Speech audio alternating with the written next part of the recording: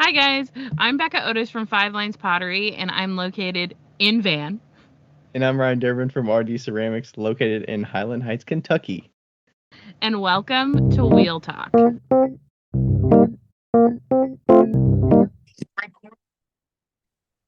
Recording in progress. All right, we're live.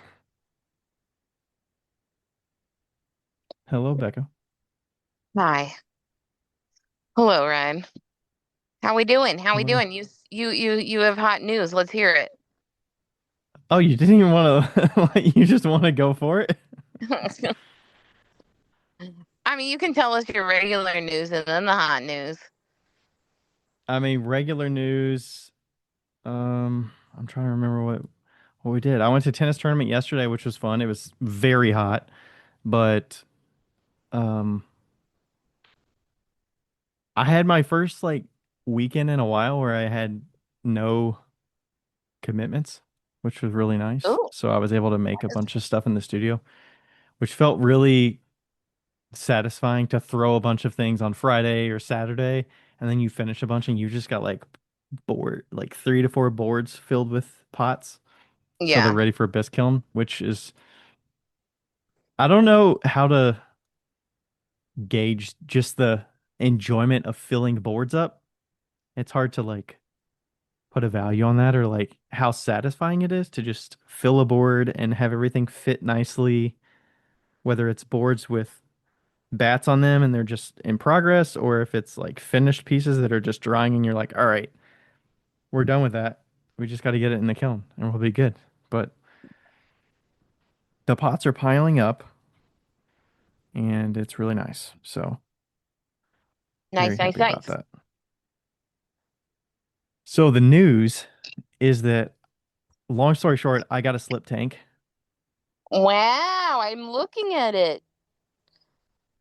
So it's from a local potter in Cincinnati here. She does a lot of slip casting and mold making, and she was kind of getting rid of some old. Um, it's relatively smaller slip tank. It's a 30-gallon one, so it's probably, I think it's 23 by 26. Not very big. I mean, you can see where it's at in my studio. It's not any wider than like a door frame. Yeah. So It's like the size of a shop sink. Like yeah, kind of like a yeah, utility sink, yeah. right? So just got that. We were kind of dabbling in the slip casting a little bit with Ashley, my newest studio assistant. She did a lot of slip casting at NKU when she was a student there and did some mold making and helped us make our first couple molds. So I kind of want to. Well, first I saw it. Carly reached out to me and was like, "Hey, I've got this thing. I want to share it with the Clay Alliance. Can I do that? Like, is that fine?" And I was like, "Yeah, go for it. Just share it on like the Facebook page if you want to send it to us." We get a bunch of emails to our communicate. Like, I'm in charge of communicating a lot of emails to the membership, so I get to see whenever there's new equipment, kilns, studio sales, all of that kind of thing come to me typically. And then I Mm-hmm. share them out with the membership. And some of them come to me and I'm like the first one to see it. So I get kind of first dibs of like, if I want it, I can like eat, bite on it. And then if I don't, I can pass it on and like share it. So that's how I got that kiln from a, um, a local person that had it on their property under a tarp outside. And I got that so that I can make another soda kiln out of it. And the slip tank was for sale. This wasn't for free, but so I initially reached out to my studio assistant. I was like, "Hey, Ashley, is this something that you might be interested in getting? Because I know you do like a lot of slip casting. I know it's kind of a big purchase, but would you be interested in it?" Because I wasn't really thinking I was going to use it, but then I was like, it doesn't seem like that big of a footprint, and I don't need to do the bucket situation. Mm-hmm. And you can just mix it right in there because the mixer is like already built into it and everything and mounted Mm-hmm. and then Carly bought a new hose and new nozzle for it. So it's like brand new, but it's really nice. So we'll see. how that evolves. I'm kind of thinking we'll add some more. I would love to just have a portion of the business be Ashley or Erica could come in and slip cast some things, Mm-hmm. and then we can have a small line of work that's that, Cool. so that I can offload some pieces. Um, we'll see. I'm still figuring out the making slip is way different. I was thinking you just make it like reclaim. You slake it down at the dry trimmings in water, remove all the water off the top, and that's basically the slip body that you need. But the specific gravity is nowhere near the same consistency you need for slip, for casting slip. So I'm learning that side of things. Yeah, you gotta put deflocculant in it. Yeah, but you also need to get there's not enough clay in it if you were to just slake down the clay in the trimmings in water. You have to Mm-hmm. like do a little more math because when I slaked it down with just the water at the very top, like you can take all the sitting water off the top, and my specific gravity was like 140, 145, which is good for a glaze. Like that's reasonable for a glaze consistency. But for clay to be cast, you want it somewhere like a 170 to 180. Mm-hmm. So you need a lot more clay in there. So I was like, do I just like dump EPK in here? If you dump dry material on top of already mixed clay, is it gonna actually like intermingle and be consistent? So yeah, so I'm figuring that out. But I think I'm gonna end up either getting dry 50-pound bags of it Mm-hmm. or making my own with raw materials, which Okay. doesn't look too complex because there's some Okay. recipes out there. It's like NFSI and Flint and EPK and obviously the deflocculant, but it's pretty standard raw materials. Like, Mhm. avoiding like feldspars and stuff, like custard feldspar and stuff. So we shall see. Um, but yeah, that's new and happening. But yeah, that's the big news. That's exciting. Yeah. Whole Not what new I was world over here. expecting. Whole new world. Whole new, a whole new world. Um, New fantastic point of view. Did you uh, think I took a photo of something else in my studio? no, I didn't know. I just didn't know. I didn't look at it until you started talking. Okay. So, Well, I just sent it like after you were like, "All right, let's hear the news." I was like, "Oh shit." yeah, that's great. That's exciting. I mean, like, obviously, it adds a whole new world. It adds a whole new perspective to things. And, like, I think also something, maybe advice, maybe not, but something to be thought about it is if it doesn't work out the way you think it's going to work out, that's fine. You know, you could sell it. Yeah, I mean, if yeah, that's what I was thinking. I was like, I know I spent $1,000 on this thing, but if it doesn't work, I can just sell it. Oh yeah, that's a lot of Like, money. yeah. Yeah. So we Yeah, you shall could just see. sell it. People buy those things all the time. Yeah, I mean, it's a good So, size. I was like, well, I could deal with the whole. I mean, I was talking with the person who I bought it from. She was like, because I was telling her like, oh, I'm trying to make this trimming this throwable body into castable, and talking about how much you need in dry material to make casting slip. And she's like, if you use a 50-pound bag, that's gonna yield you like 5.5 gallons of casting slip. And I'm like, yeah. oh my God, how many trimmings am I gonna need to get to 50 pounds of dry trimmings? Yeah. Like that's a lot. And that's where I'm like, oh shit, I need to just take it from dry. Or I need to just buy casting slip that's already mixed up Right. and go that route. But talking with Ashley, she was like, the kind that I get now is $80 for 5 gallons. So 2 boxes of 2.5 gallons, already liquid, is $80. Wow. And I'm like, holy shit, that's a lot. It's a lot. I'm like, what if we I'm like, would you be okay if we mix up our own? Or I'm actually well, we'll see how this if this works. But I'm reaching out to Kentucky Mudworks to see, hey, have you all played around with casting slips? Like, would you be willing to sell me Iceman dry, and I can try to make it into a casting slip and see how it goes? Right. And we can test it. Like, I'm willing to test it. I don't, I'll pay for it, but I want to see if it's doable or not. But Yeah. we shall see. So I'm talking with Heidi a little bit, and that's I fun. was wondering if you're going to talk to Heidi. Hmm.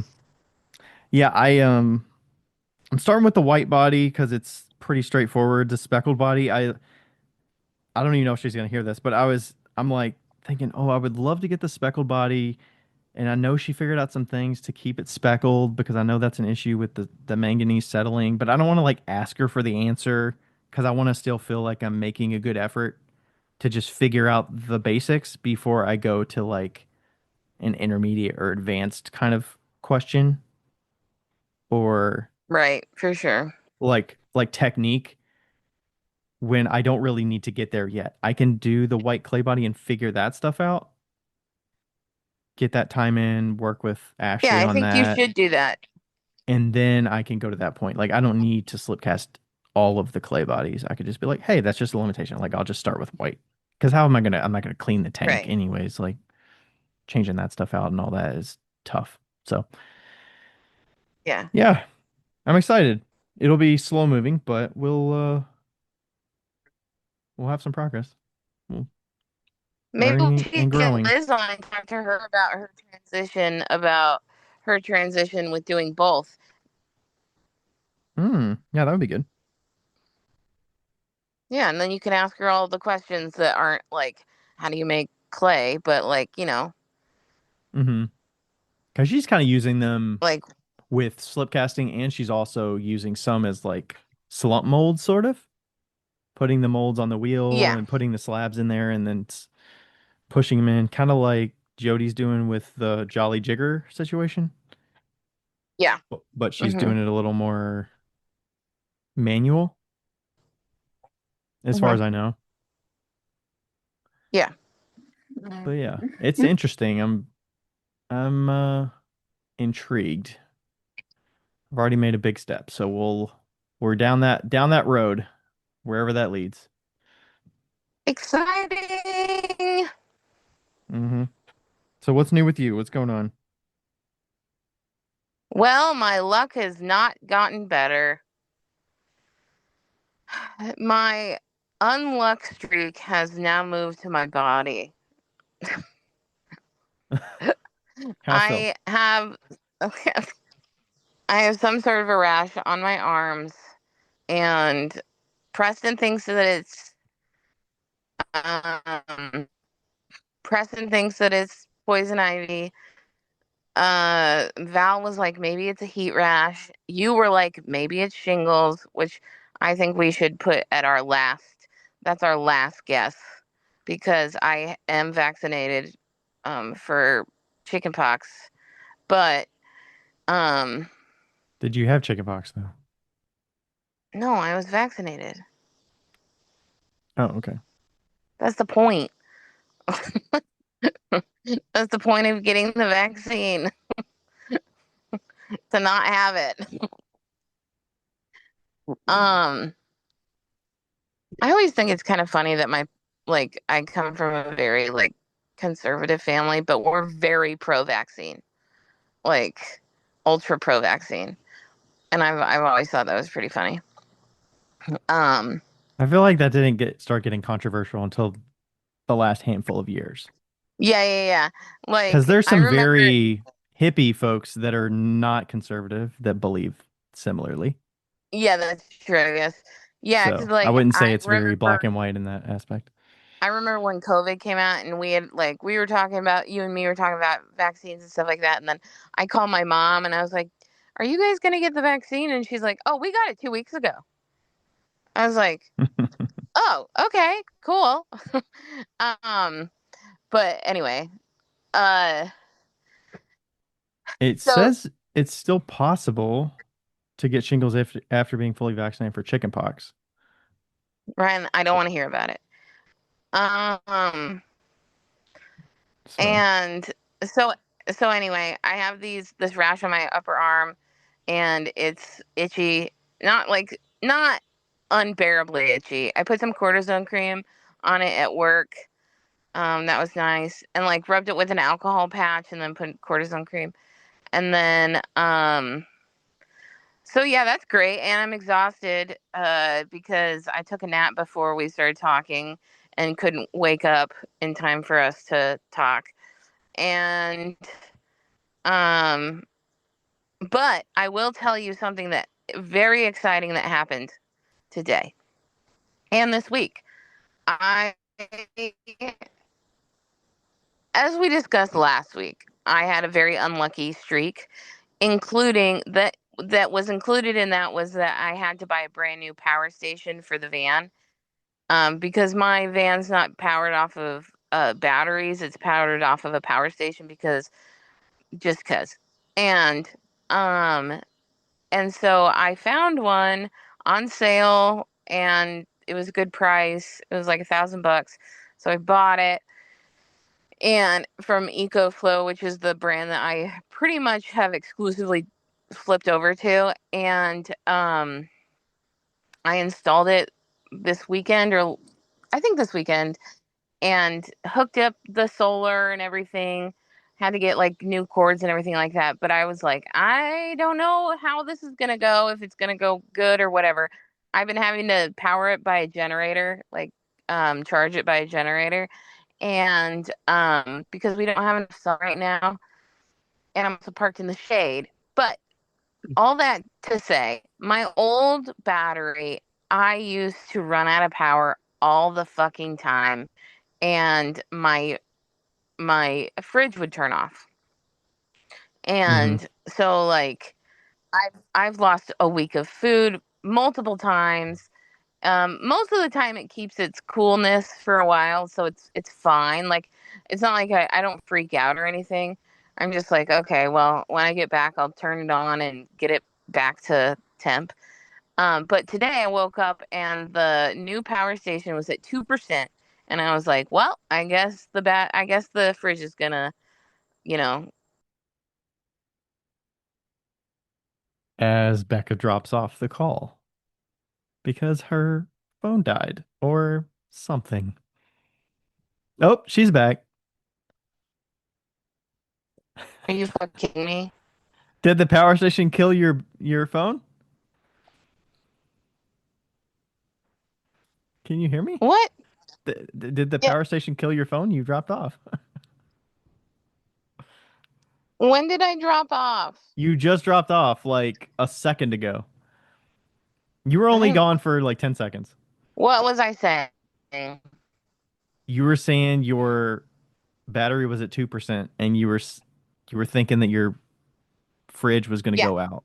So I was thinking that my fridge was gonna go out, and I got back from work, and it was at 1%, and it was still on.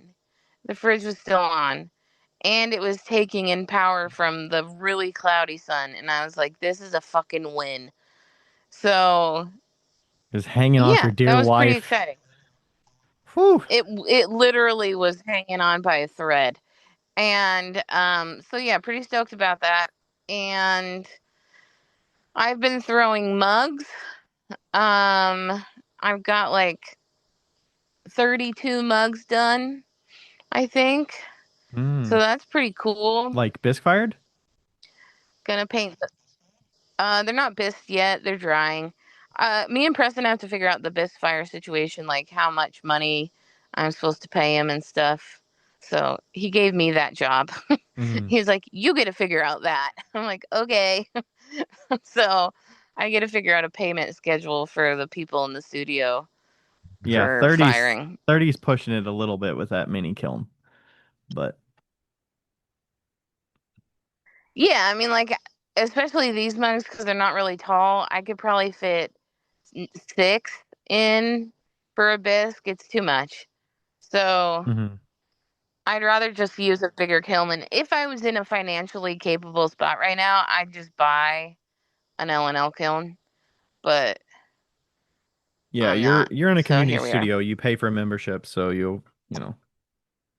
But it sounds like you're gonna have to pay for firing. Yeah, That's all right.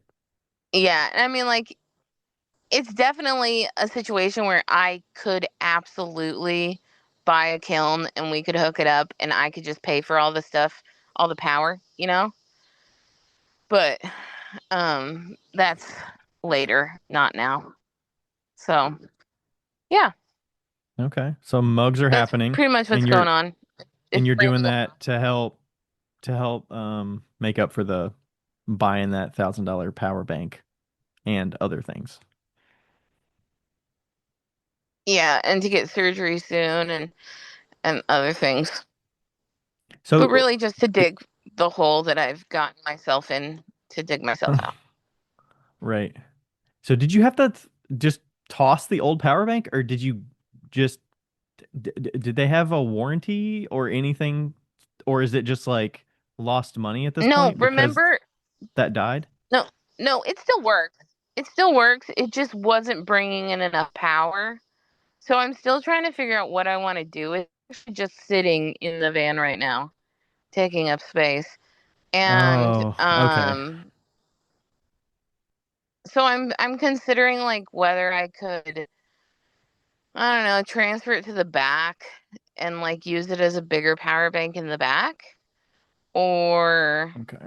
I'm still trying to figure out what I want with it. But it does work. It's not broken. It's just throttling power, and the amount that it's throttling isn't sustainable for powering the fridge. Right. Okay. So, Okay.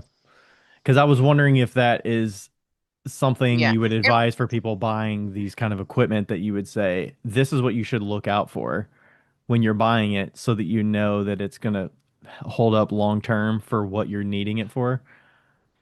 Or is that just a live and learn situation? yeah, well, and also you were there when I bought it. Do you remember when I bought it? Yeah, was it 3 years ago? Yeah, it was Black Friday and it was like a mystery box because it was an old version and Mm-hmm. like so like I knew that it wasn't going to last forever, you know? Mm-hmm.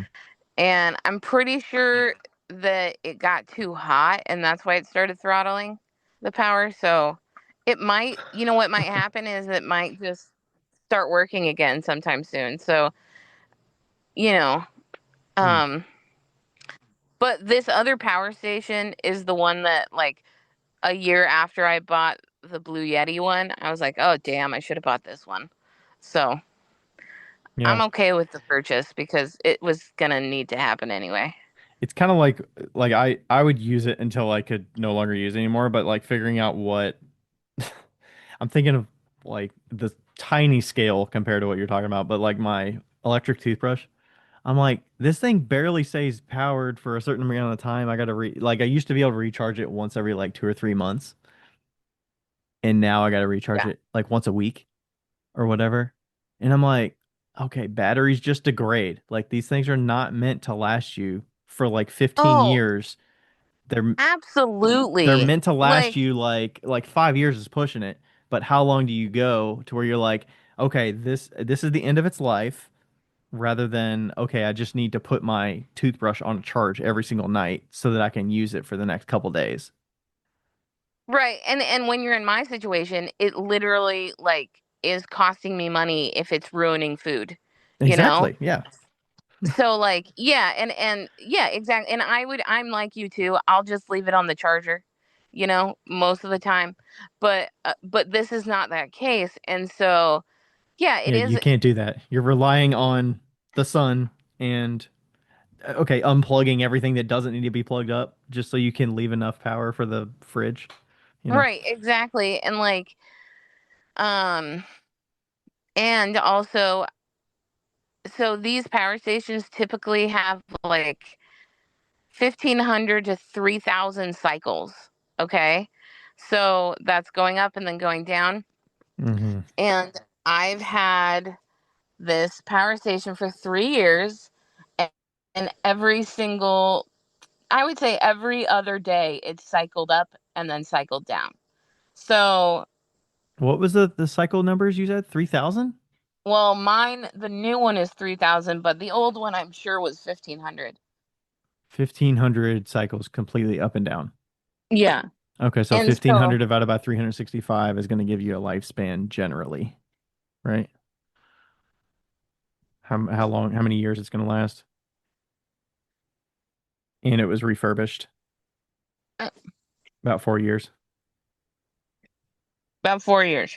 So I'm at 3 years, and to get the fourth year, I'm sure that that whole last year would be a pain in the ass, you Yeah. know, if everything was hunky dory. So I feel And then I'm okay. guessing the technology of these things is evolving so quickly as well Oh, yeah. that they're Oh, just getting yeah. more efficient and, all that kind of thing. Like the new one, I can look at an app and see how it's charging and like what battery percentage it's at and all this stuff. And that I can't do with the other one. Hmm. So that's not, it's nice, you know? Yeah, I Because think then, our laptops do that sometimes. I think my Mac does that where it won't charge above 80%. It'll conserve so that it's not going to overwork itself to get it all the way back up to 100. Like you don't need to keep it at 100% all the time. yeah, I think that I'm pretty sure that these have that option, but I don't know the benefit of that. Well, it's not going to use a whole cycle, right? Mm, I think a partial cycle still counts. Hmm. Yeah, I don't know enough about that technology, but Yeah, me either. Oh well. interesting. Okay. Anyway, Well, hopefully you've got a new power bank, so you're on the way back on that. yep, yep, working my way up. Nice. Yep. So, um, I'll tell you what though, the more the more I go into the depth of spending money, the more I want to just buy an L&L kiln and just Just like knock. spend more money. Let's keep going. Let's get that next size up. So, I mean, honestly, you could do a lot with a 3 cubic foot kiln. So, I could probably pay for it in a month. I mean, truly, if I really wanted to. And the more I'm at a job that's like a 9 to 5 or 6:45 to 3:15, the more I'm like, I'm just gonna fucking leave and just do pottery full time again. But here we are. yeah, I mean, if you were to go there, you would definitely need a bigger kiln without, if you weren't relying on the studio. I mean, you would probably need to go to the studio for now, but Yeah, yeah, for sure. And I think that my like optimal size would be a 3 cubic foot kiln. You can fit like a ton of shit in there.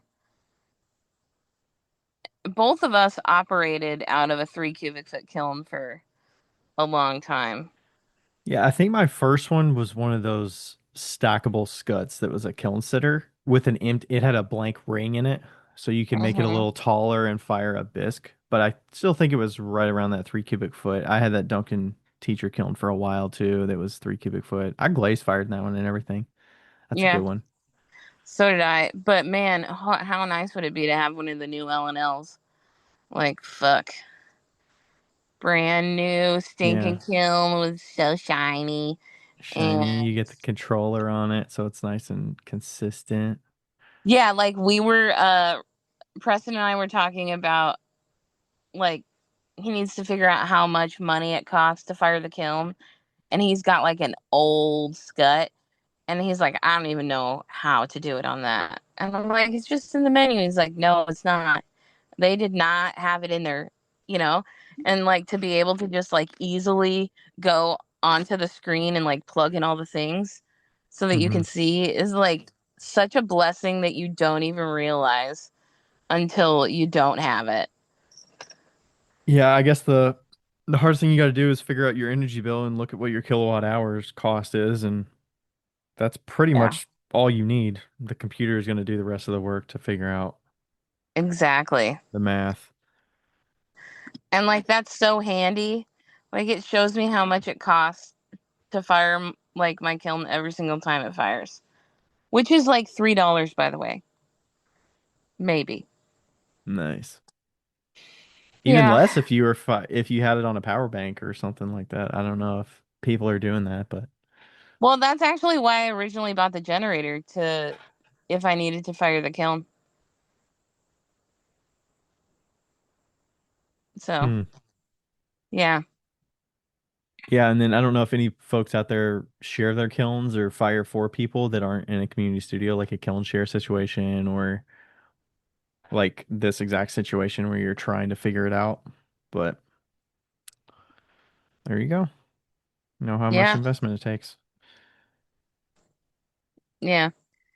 And I mean, at that point, you could then, if you like did buy a kiln, you could figure out how much money you're actually spending running it and then do like a, be like Ryan and do like a super in-depth um spreadsheet and be like, oh, if I buy this L&L 3 cubic foot kiln, how much money is it, like when will I actually recoup my investment? Oh, absolutely. If you're paying for community studio firings, I don't know. I feel like most of them are, I don't know, $60, $40 to Yeah. $120 or whatever to fill a kiln or half a kiln, or some of them are by weight. That sounds like a nightmare to do all that math Yeah, and but calculating and stuff, but yeah, it would yeah, definitely pay for itself. yeah, I just wonder how quickly, you know. Yeah. I'm glad I don't live somewhere that has the the time. Like I Oh, think California does the time blocks, right, where it oh, costs more during certain periods and stuff. yeah, screw that. For sure.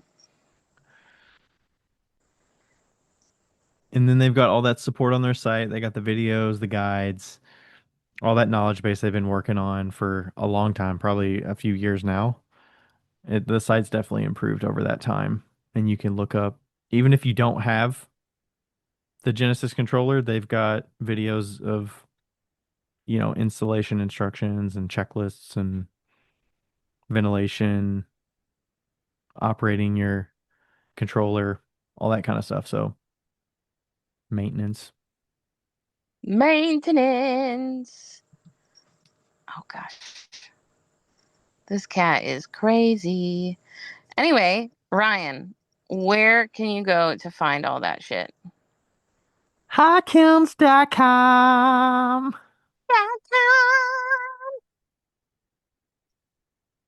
And if you want to put a slash wheel talk podcast on the end or slash wheel talk, you can do that. Yeah, you could do that.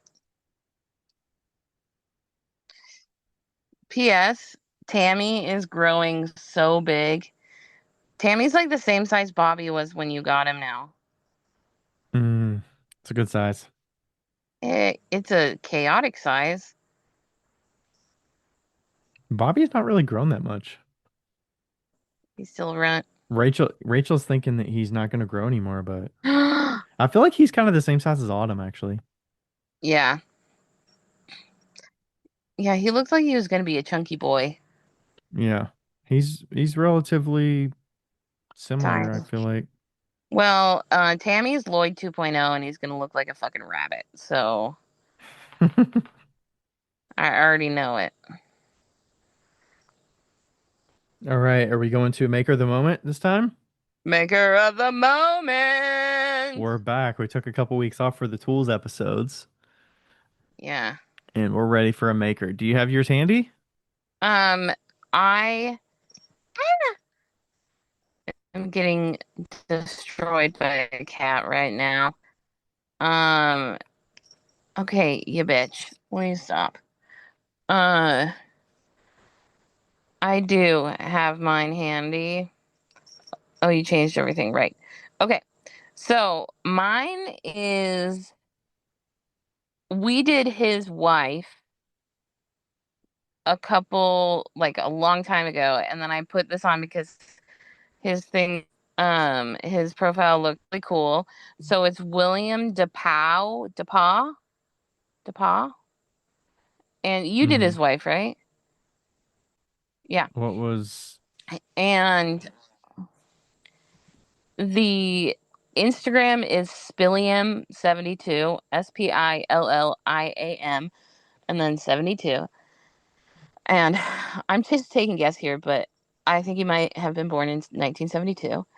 And uh his profile says possibly? it's institutionalized illusion. And he's doing like a lot of angles in his pots. Now, it's not all pots. He's got some design stuff too, and they're just so weird. It's like sculptures, and they're just weird and really cool. Like some of them have words on them, and some of them don't. And then there's some that are like representative of like humans, and God, they're just cool. Yeah, the letter ones look like it kind of reminds me of metal stamps or like rubber stamps, Yeah, you're right. where it's like kind of a nice serif font,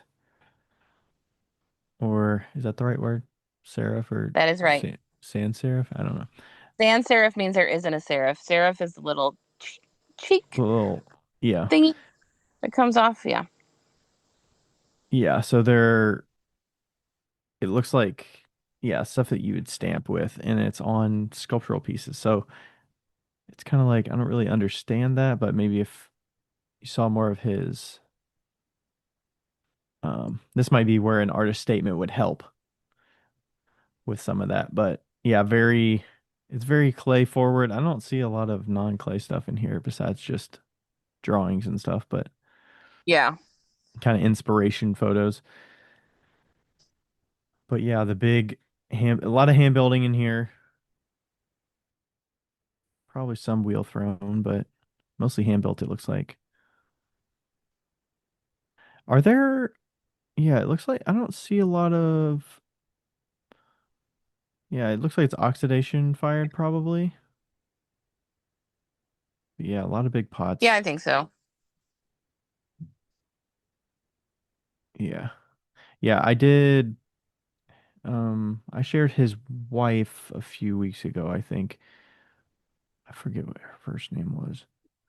I'm trying to scroll through here and see where It's like Beth or something with a B. Something with a B. DePaul Pottery. Rachel DePaul. Oh, Rachel. Nothing. Never mind. It's an R. Yeah.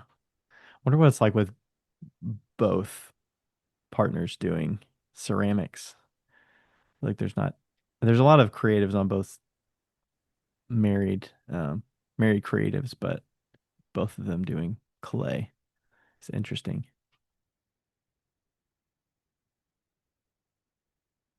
And keeping the studios separate so they're not contaminating one another is probably interesting. Well, I don't know. I guess they use a lot of the same clays, but maybe not. All right, that is William. So that's Spillium 72. Yep. Spilliam 72 on Instagram. And mine is Caitlin A. Brennan. So Caitlin, I don't know where I saw her work initially, but I guess she makes the pottery clamps, which are the things that you can mount onto a table. It's what Megan Yarnell uses for some of her designs on her mugs. And I think I've seen a couple other folks use them. I don't know if Amy Brummond maybe uses one or something, but she's got a lot of colorful pots. They've got like grid patterns. There's some that have like rainbow patterns on them. There's like a vegetable looking pots. It's just very like painterly. There's some, underglaze transfer kind of things going on, which kind of reminds me of the Beals work a little bit. But yeah, lots of good stuff. Do Oh, you see yeah. her work? I do. Can you hear me? Yes. Can you turn your video off? Yes. We're doing the podcast and I'm in my van, which is not normal. Normally I'd be at the library. So our internet's not the best. I'm trying to decide what kind of what picture I should use because it's mostly okay. There's one. I was gonna say it's kind of like mostly her little jigger thing. Yeah, the pottery clamp. A lot of the clamps. There's some that are finished Yeah, work product photos in there. But that, yeah, yeah, the clamp is more so you can work on the pieces in front of you horizontally. So instead of like cupping it and holding it with one hand and working on it, it looks like you can kind of attach it with this clamp to the table and work on it. And she does that with a lot of her work because it's very 360 degrees on the mug and doing some like carved designs or stamping or whatnot onto the surface. So it looks like a lot. There's probably some maybe some terrace gelata in there or some slips. yeah. It looks like Terra Sigillata for sure. Yeah, gotta love the terrace gelata. So pretty, and it's so like rustic. I love it. Uh-huh. Oh, I do see an Amy Brummond video on here. Looks like she's using it for applying glazes into her dots. Yeah, that would take Oh, forever. I'm sure that is super helpful. Yeah. I want to get one of those, but they're kind of expensive. Are they? Yeah, Let's see. Pottery they're clamp. like $300. Oh, it's Canadian. 189 Well, Canadian. then you're gonna be paying it. Yeah, and then you're paying a tariff on top of that now. Not if you get it right now. So now it would be like what? Canadian's less. No, it's not. Andrew just got a box No, of no, I'm saying products. Canadian dollars to US dollars. 189 would be 137 US dollars. Oh, so it'd be like $300. 300 US dollars? Yeah, with the tariff. Okay. He just paid for that for something that he got? Yeah, he got something that was $380 and he paid $308 in tariffs. Maybe you need it. Well, if you want one, know somebody that's in Canada and get one. We should just have um we should just have Aletha just grab it and then she can throw it across the river. Come visit. She's in she's in Merrickville, isn't that? Uh, Merrickville. I feel like I've heard of that. I don't know. Ontario. Merrickville, Ontario. That sounds familiar.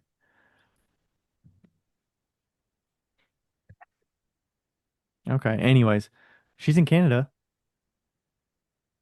Caitlin Brennan, Caitlin A. Brennan on Instagram. Look her work up. Look up the pottery clamps. And yeah, check out the Instagram. We've got all the highlights of our Maker the Moments. Good to have that back. Well, Becca will have to add to the list because she's got one left on here. Gonna have to keep adding to it so we can keep it going. She's got to be digging. Always got to be on the lookout.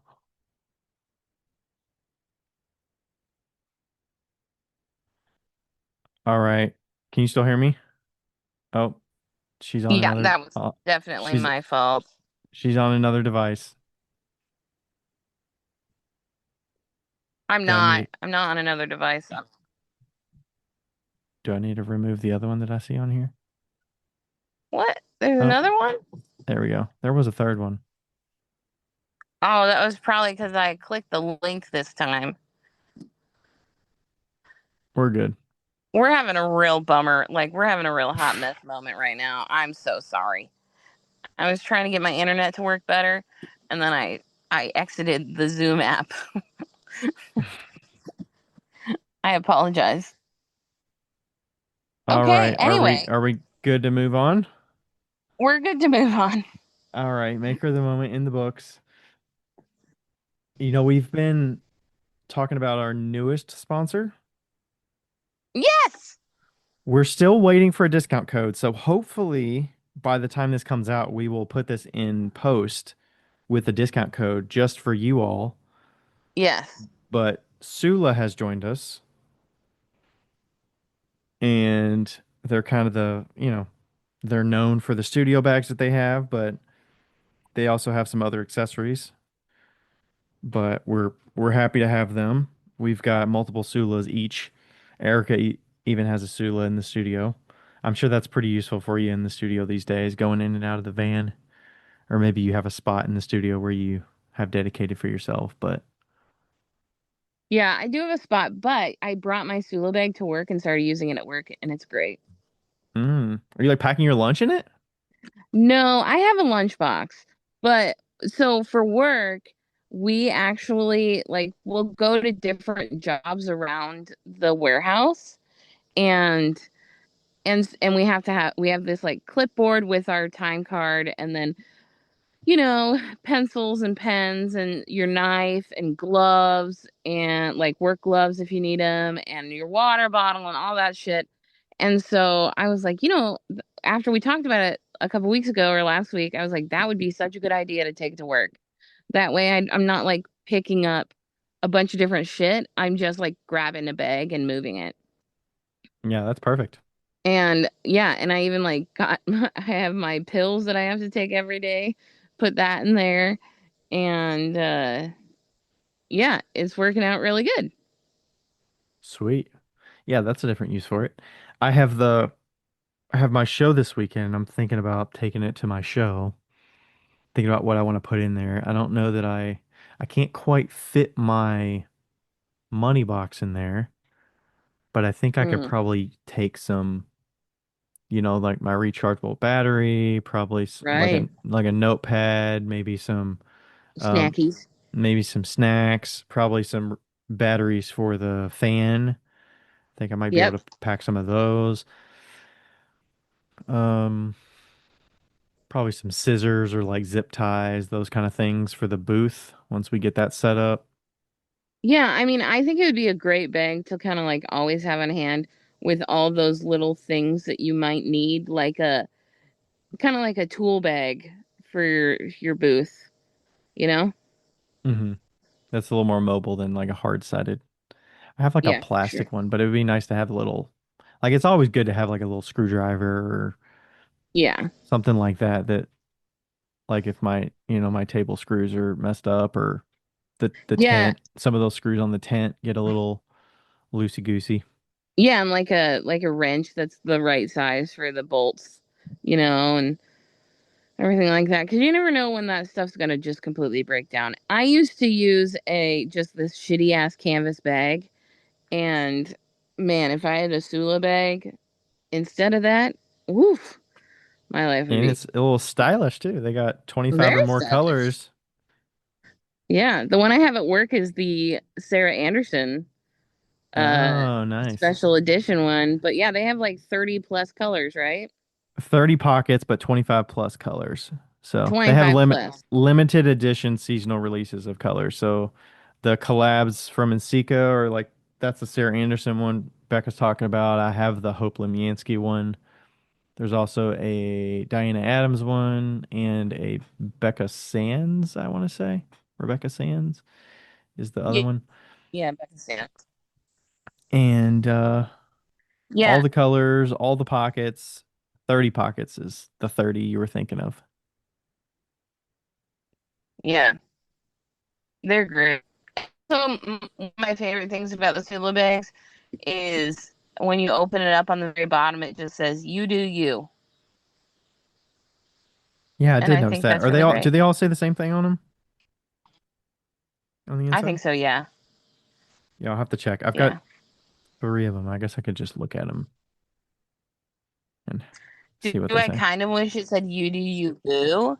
Yes, but not You, everything can be perfect. I'm sure you could just write it in there.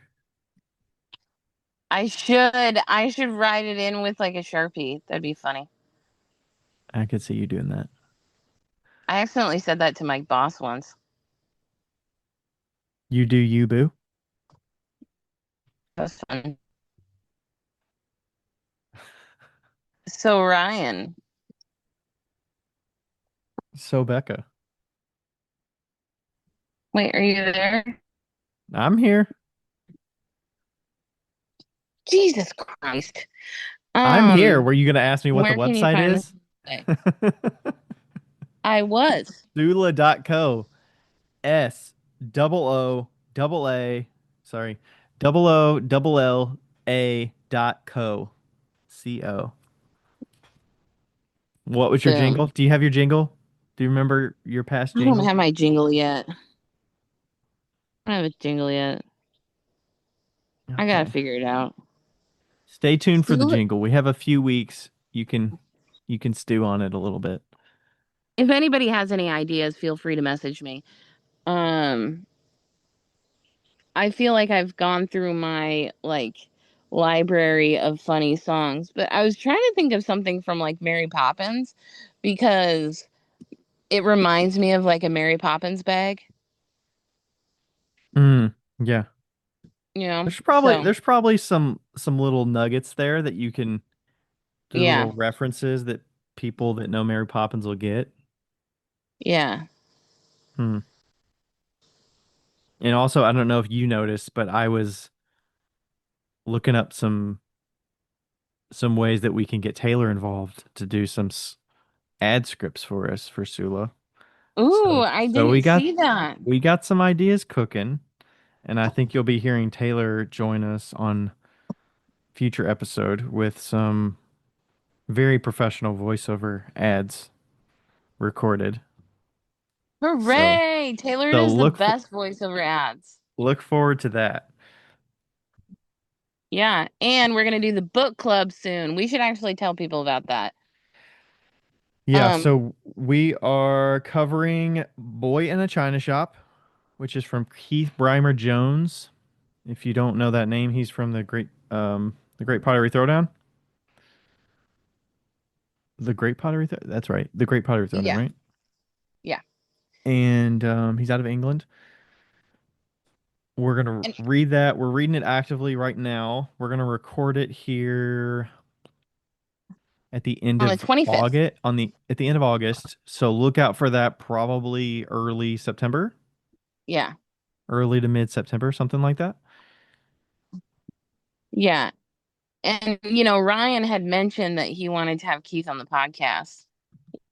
Well, It's we shall see. impossible, but It would have been nice to keep that a secret in case we did, but I mean that's okay. Maybe speaking this into fruition, maybe people will get the excitement going and we can I haven't officially like reached out to him, but we're I tagged him on a manifesting. story yesterday. We'll see if I reach out to him.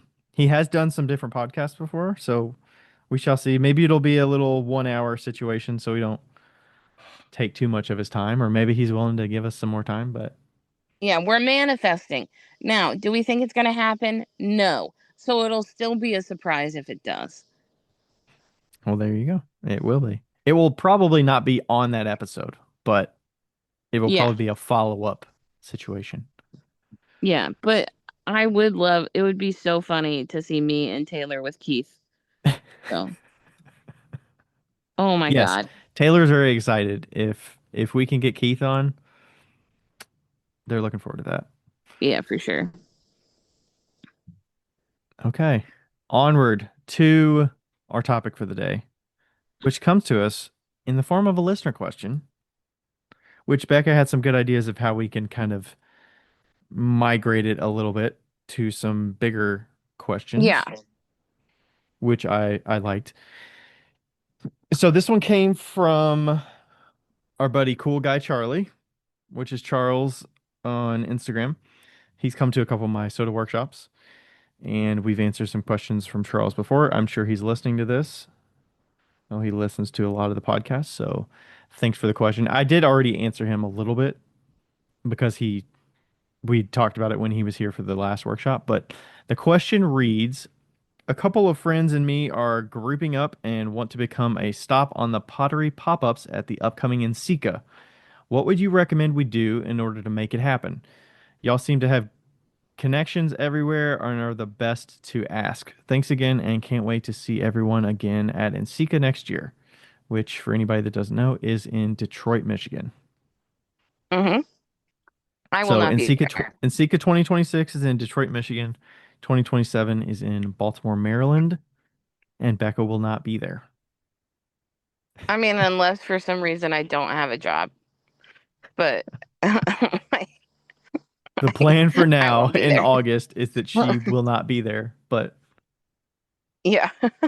we shall Um, see. cool. So So it should be that was noted the that question. we've never actually done a pop up there, but I think we have some good ideas at least who to reach out to Hmm. and who to talk to, and then we're gonna piggyback off of that and talk about how to actually start a show and kind of like organize a pop up and or show because Ryan's actually done that. So I think it'll be good to ask him like questions about, uh organization, how to reach out to vendors and blah blah blah. So Hmm. Right. So if people aren't familiar with NCECA, usually there's tons of pop-ups happening. I, it seems like it's gotten more organized over the years. I've only been going to NCECA since 2017, so I don't know what they looked like 10 to 15 years ago, if pop-ups have just naturally become more and more prevalent, because it seems like they kind of have organically grown to a place where there's always specific nights and there's a good chunk of probably 10 to 12 pop-ups that are happening over the weekend between Wednesday and Friday that are going on. So last year they had a really good map of the ones that I'd seen, and I'm sure there's other ones that go on, but they had a really good map with, the dots and, the times and the name of the pop-up, the Instagram accounts that you can look at to see who's involved. And that's kind of what Charles was referencing with, how to get on the map or, get in the mix of people. When he said become a stop on the Pottery pop-ups map is kind of yeah, what he's meaning by that. So there were 10 or there's about 12 on this map, it looks like. But that's kind of that's the context to kind of what he's asking about. yeah. And we've Um, attended a few of them over the years. oh yeah. I usually hit like maybe two or three every year, I think. Honestly, you could probably get a better NCECA, like not a better NCECA, but you can get just as fulfilling of an NCECA experience just going to the pop ups. You don't even have to go to the show. Hmm. Yeah, and the pop-ups are different than like an exhibition showing. It's not a reception at a gallery. It's more people set up tables at a brewery or at a plant shop. They have their work out at a 6 foot table and they talk with you and you can handle them and you can buy them. And it's more like a little show where you can actually, Yeah, I guess people associate that with a pop-up, but maybe not. Maybe they're not familiar with what the scene is. But yeah, people come and they support the business that's there and that are hosting it. And then they come in for 3 to 4 hours, sell work, and it just happens alongside the conference, usually in the evenings. And then it's kind of up to the different shows to advertise and market and do all of that stuff. yeah, So Becca said we've never done one before. I've never. Um, I always feel like, if you were asked to do one, would you do it, sure. or would you have done it? Like asked to be in one. Yes. Yeah. I mean, well, I crashed one in Cincinnati. You did a little back alley trench coat selling in a way. Well, listen, some of us have to pay bills, you know. Um, Plus, on top of that, I will say, in my defense, on top of that, we had our podcast meetup, and so that's actually why I brought my stuff there because I thought that people might be there um to like see us, but that was not the case. Nobody was there to see us. Right. In a way So, that the uh, podcast pop-up meetup, the podcast meetup coincided with the pop-up that was already there. We just happened to be in the other room which, and people could expect to see us there. yeah, and it happened to be the most popular pop up like on the planet. So, I just kind of took out my Rubbermaid totes on a table and, but to be in a pop up. Hmm.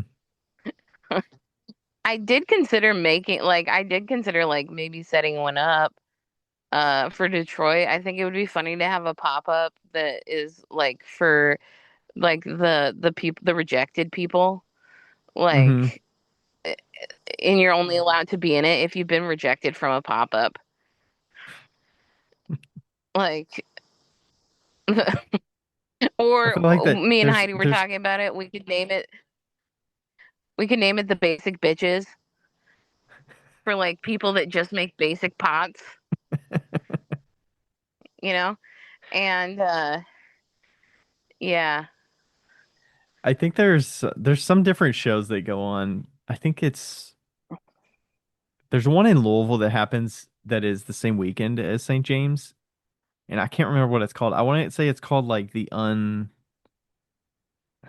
I don't know. It's got a clever name, but I can't remember what it is. But yeah, it's similar. It's kind of like the rejects kind of idea. Yeah. We're the rejects. But I feel like the artists at the pop-ups these days are pretty assorted. I don't I don't feel like it Yeah. feels more it feels more I want to say attainable, but I also don't know what's involved in how they get their artists. I think they just happen to be friends and they group up and they tend to say like, "Hey, you were in this last year. Are you still coming back? Do you want to do it again?" And they add people here and there based on who's available and based on who they know and who they're friends with is kind of what it seems to be. Yeah, I definitely think that like it starts out as a friend get together and Right. kind of notably probably the most popular pop-up is the Pot Stars pop-up, which used to be called the Imposters or imposter impot stars? Wasn't yeah, it called impot stars or was it?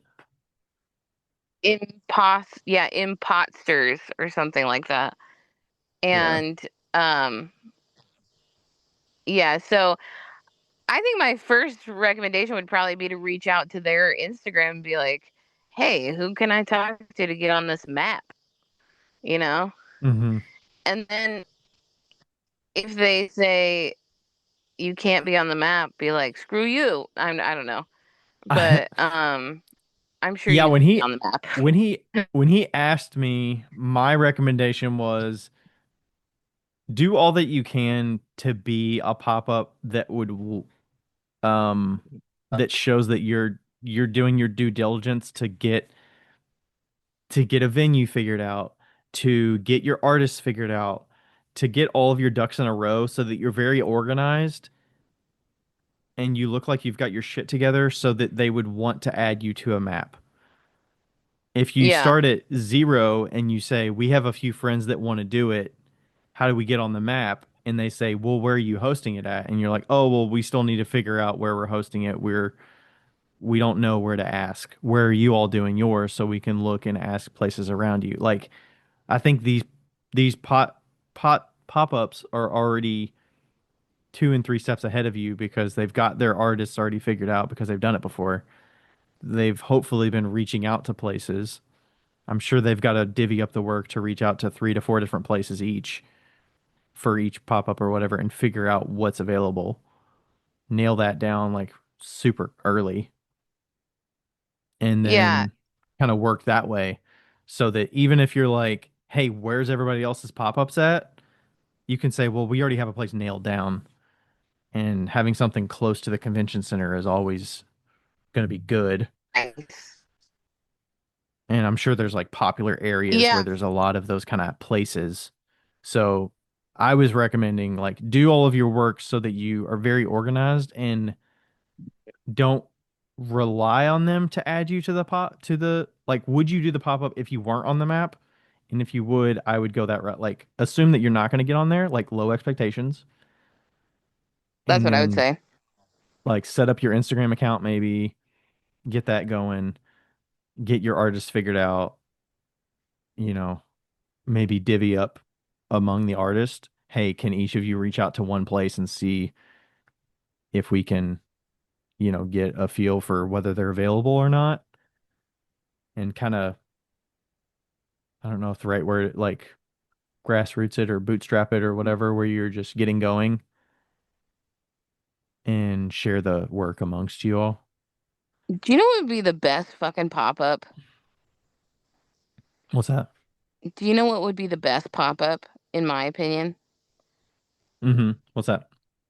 Um, Contact the airport and try to do a pop-up the day everybody leaves. Where would you do it at? I don't know. I'm sure the airport has like spaces. I feel like that would be a tough hill to climb. I don't know who approval who has to go through the approvals at the Detroit Metro Airport. Just, you know what? Just don't ask anybody. Just show up with tables. Walk through the airport with tables?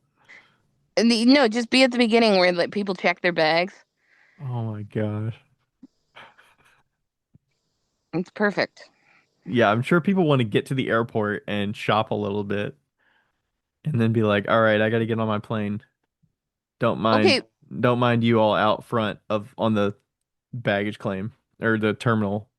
okay, but to be fair, like I swear to God, airports now are entire malls.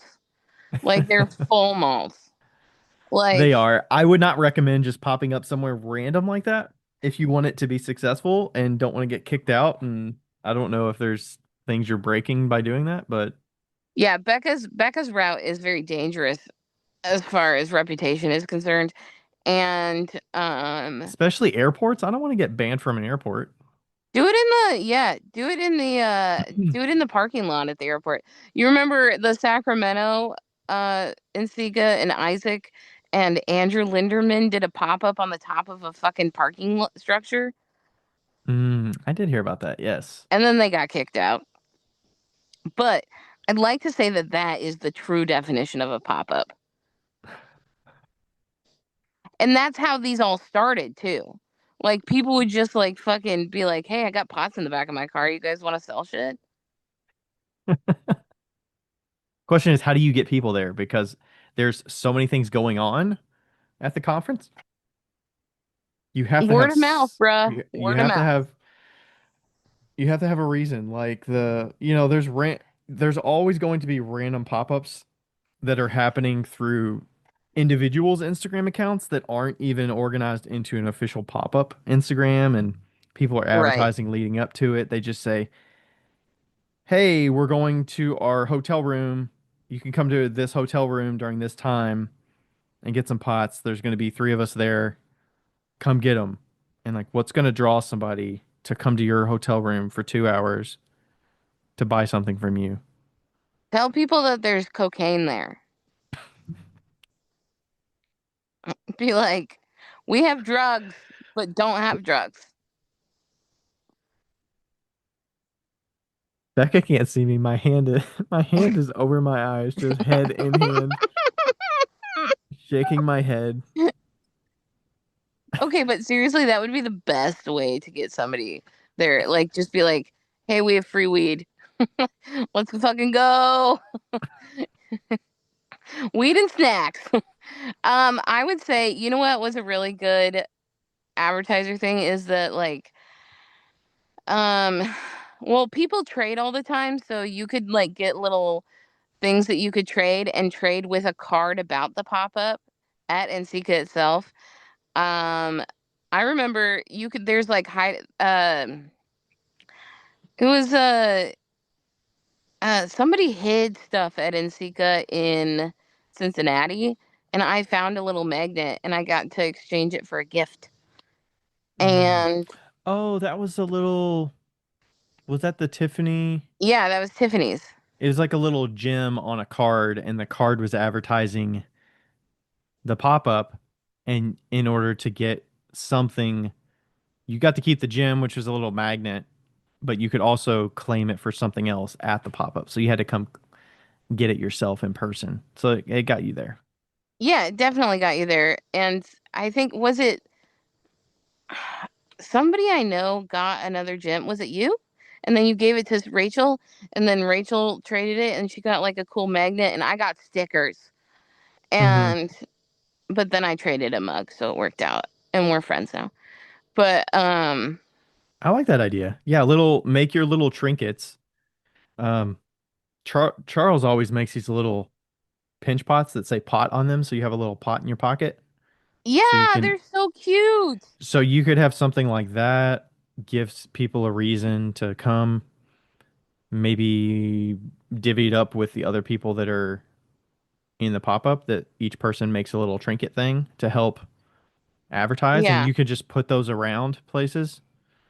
in not hidden in view, obviously, but but Yeah. yeah, I think a little scavenger hunt type of thing is like the best way to go. And word of mouth is your best advertisement you could have.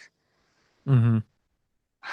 Yeah, Yeah, telling people early, telling people multiple times. So I would definitely recommend setting up the account, getting your I don't even think you have to have all of your artists figured out necessarily before the account. I'd get the account created, um, start looking into places that you can host it.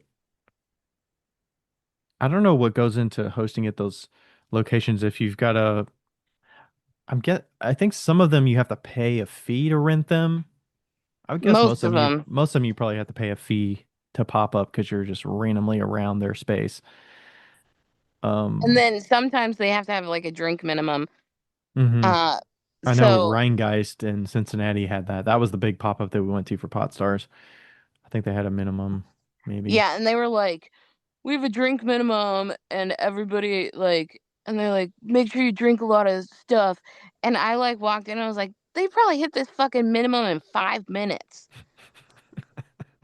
There's so many people there. It was so claustrophobic. It was awful. Yeah. Oh, also think about hotels too. I went to a pop-up last year in a little hotel lobby, and it was so cute and like wasn't super crowded. There was a good steady like, and there was only 6 people. It was fantastic. Yeah, what's a good size number of artists for a first year? Is 4 to 6? 4 feels like too little. I feel like 6 is a good number. 8 Yeah, like feels like six it's to pushing eight. it a little. 6 to 8. Yeah. Yeah, it looks like there's a I'm just looking down the list of what kind of places these were hosted at last year. There's a Fisher's Brewing, Beer High Pub, Town Place Suites. Is that the one you were talking about? Maybe? The rainbow one? Fair Amount of Color is what that one Yeah, was called. that one. Yeah. The Buddhist Temple, another Oh, brewing collective, Furniture Joint. I don't know what that place is. Lounge at a food hall, brewing, and then one was at a pottery studio. if you found a tiki bar, Rachel will be there. Hmm. I feel like there was a mention of that would be cool to do a pop up at a tiki bar. That would be really cool. I wish somebody would plan that. That would be sweet. Maybe that's a future You could plans. you could plan that, Ryan. I don't want to plan that for this year, but maybe that's a down the road situation. Where is the NCECA not? Where is NCECA after Detroit? Oh, it's Baltimore. in Baltimore. That's right. That'll be fun. Baltimore. That'll be a fun pop up situation. I haven't been there in forever. We went there for baseball to go see the Orioles play, I haven't been but there. I don't know um, how that is. How the nightlife is. Yeah, I have no idea. I would guess it's evolving, similar to Detroit. I Yeah. guess they're both kind of, Well, I mean, Detroit's economy completely crashed in 2008, so they had to rebuild. Like, yeah. There's definitely some tiki bars in Detroit. yeah. Hmm. Okay. But yeah, I would definitely get your ideas for some places. Maybe spitball that with some of the artists that you already said you've got. Are Yeah. is there how would you go about, let's say you want to be in a pop-up, how would you just straight up ask people that Yep. have I been would in just pop-ups message. and say, "Hey, how do people get into your pop-up?" Yep. I would And just just message people at their Instagram. the actual pop-up Instagram. Yeah. I know that the Pot Stars one is by invite only or something like that, but I don't know if you have to ask to be invited or not. I don't Hmm. know. But Because Meg was asking me, she always does the Pot Stars one, and she was like, "Have you ever done one?"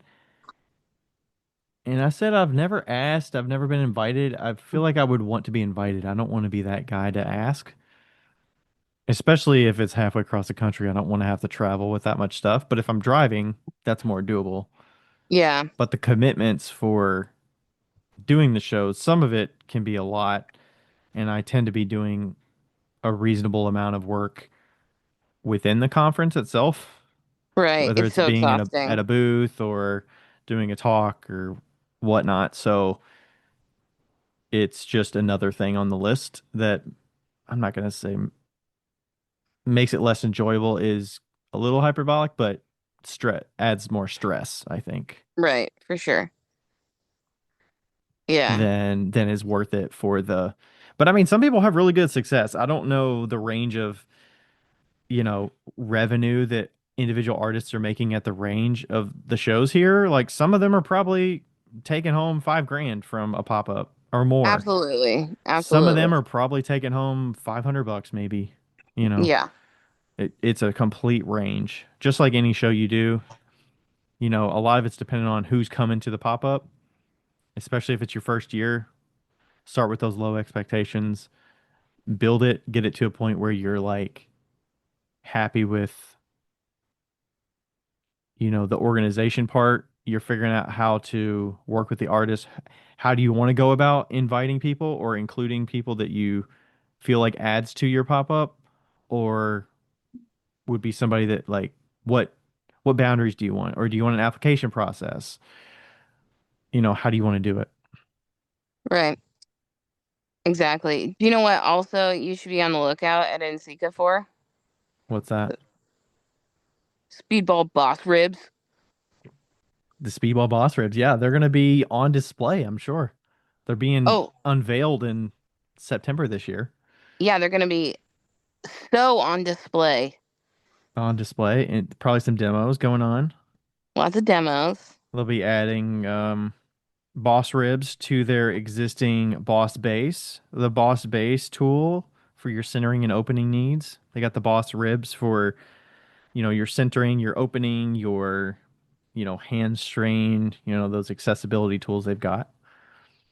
Yeah, and the boss ribs came actually from an artist, and she's a clay therapist. Like she does therapy with clay, and so it's all about teaching people that are like super green, fresh off the block, and uh they so like trying to teach them as easily as possible, and also people that may have issues with their hands and like maybe don't have the strength in their fingers that they might need. And so they have straps on the back of them, and you hold these ribs and you can use them as centering ribs. And then there's two that don't have straps, and you can take the straps off the other ones as well. They're removable. They're just basic, you know, Velcro straps. And yeah, you can even use the smallest rib to help you do your pulls. We saw a video on that. Hmm. It's pretty wild. Yeah, so it's sometimes it's a big strain on your fingertips and your to put a lot of pressure, but the ribs are really firm and you can get a good grip on it and then Yeah, use a lot of that force, especially if your clay's a little firmer. You can for use sure. that to assist you with pulls. Or on the inside, we saw Dell do a demo where you had the skinnier one on the inside. So, sometimes you have it as an extension of your fingers if you need to get your middle finger down to the bottom and do that pull from the inside, and it's hard to get all the way down there. You could hold that as an extension of your fingers and push in, and then use your hand on the outside with the sponge or without a sponge and assist you with getting all the way down to the base. Yeah, and I think that a lot of times when people think of ribs, they think of something that smooths out the pot.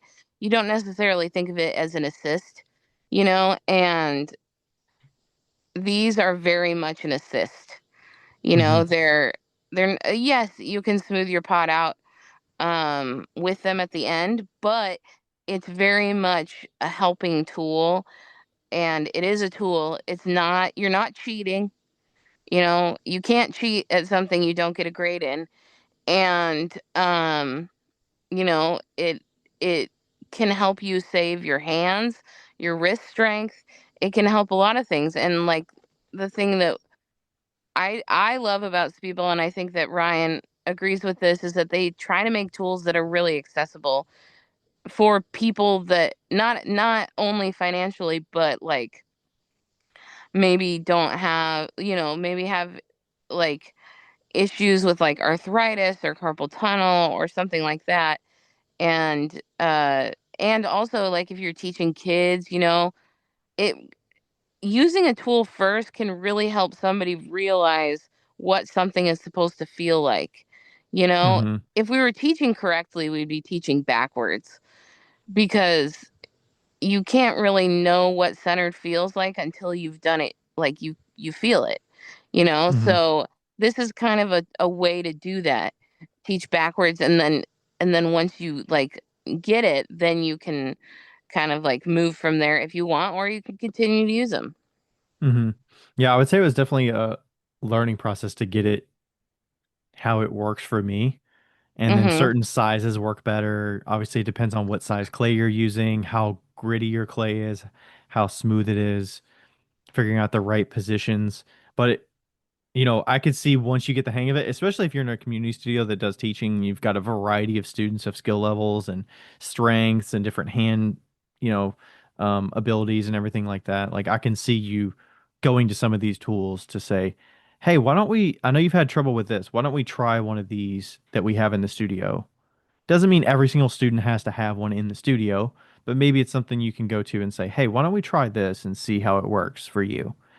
Yeah, And maybe that helps assist them so that they can get over that hump of that step that's kind of slowing them down or a tough thing for them to get the hang of. So for yeah, sure. definitely not a cheating tool, helping you get able to make more pots. I mean, if it allows you to make more pots, just like you got those big hefty tools like the strong arm, people are throwing these huge pots and they need that thing mounted to their wheel, and like Yeah, every it's tool a has a certain portable strong purpose. arm. It's a Yeah. portable strong arm. That's what it is. Hmm. So if there was any like visual representation. Yeah, I just fucking hate when people are like, "Oh, that's cheating." Like, literally, we do not get grades in life. Like, Yeah, you why do you cannot. care what tools people are using? I mean, It is so dumb. yeah. Yep. So if they want to see those tools, they're going to be coming out. We'll be doing some social media. I don't know if we specifically will be, but there will be some social media content coming out in September about the Boss Ribs on Speedball Ceramics Instagram account. and they're going to do a special release with Clay King for the first iteration, I believe. So look out for those. And if they want to see those tools, the boss base, the bats, all that good stuff, Becca, what site do they go to? SPEEDBALL speedball art.com. There we go. Yeah. And also the colors are going to be pink, green, blue, and black. Pink, green, blue, and black. Nice. Yeah, I would like to mention also that pink is the color that keeps getting continued all the way through. I wonder why. I mean it can't I don't know if it has any connection to who chose pink, but yeah. Yeah, we can leave that there and let We'll just we can, let that fester. yeah. Okay, so you had back to the topic. You had some questions about maybe Mhm. planning or starting a show or Yeah. some of those logistics that are Yeah. involved. And Becca was bringing this up related to kind of the backyard craft show. Yeah, well, and also not only the backyard craft show, but you've also helped significantly with the Mm. spring fair, right? Yeah, the Clay Line Spring Pottery Fair and being on the board, I'm very involved in seeing how the Yeah. holiday fair happens for the Clay Alliance and yeah, other I mean, obviously if you sell in a lot of different events, you kind of see the inner workings of, what you appreciate as an artist being in a show with communication and what happens when you show up to the show, how much communication do you like before you get there? How much do you, you know, rely on if something comes up? Do you know who to reach out to? Right. There's Yeah. a variety of things you need to factor in. Well, let's talk about like what you did first, which I assume would be to talk to your mom if you could do it there. I assume that was the first step, but I don't know. And then talk about how you planned out the back. Yeah, so the initial Backyard Craft Show started during COVID, during 2020. I was planning to do a show the same weekend in Louisville, and it was down the street from where my parents live. It canceled within a couple weeks before. I think it was June or July, maybe, of 2020. And, that was in a period where some shows were still on, hoping that, the whole 2 week thing, the curve, and they would still have events coming up. And then you weren't finding out until somewhat last minute. So we were like, hey, we're already going to be in Louisville, or we could be in Louisville. Is there any reason we can't do a show in the backyard? Maybe do a few artists. There's we knew at least 3 to 4 artists that were already doing that show that also got canceled from their schedules. Schedules are open for most people, and we were just like, hey, what about doing a show here? We can throw it together. I'm sure we can find artists that are willing to do it. We can do what we can for spacing and all of that kind of thing to make sure we're doing the following the procedures, but we give people an opportunity to sell when there's not much else going on. So that's kind of how it started. And on the back end side of it, we just individually messaged people through social media, our friends, some of them that were already in the show, and then some that happened to be in Louisville, and or I think some of them were regional. I'm trying to remember the extent of everybody that was there the first year. I think we had 8 people the first year, maybe 6 to 8. Sounds right. I think that's about what it was. And just, hey, we're planning this thing. We kind of just wrote like a quick paragraph. Hey, there's no show happening. I was supposed to be here. We're going to do a show at my parents' house. It's going to be small. We're going to do I think we did a Facebook event for it and did it like as part of my RD Ceramics page, hosting it. And then we just added the artist to it, say, hey, if you could please spread the word, we're gonna do our best to do that, and then maybe put some money into Facebook ads. I think we did $35 per artist to do it, and we just took that money and threw it directly at Facebook ads.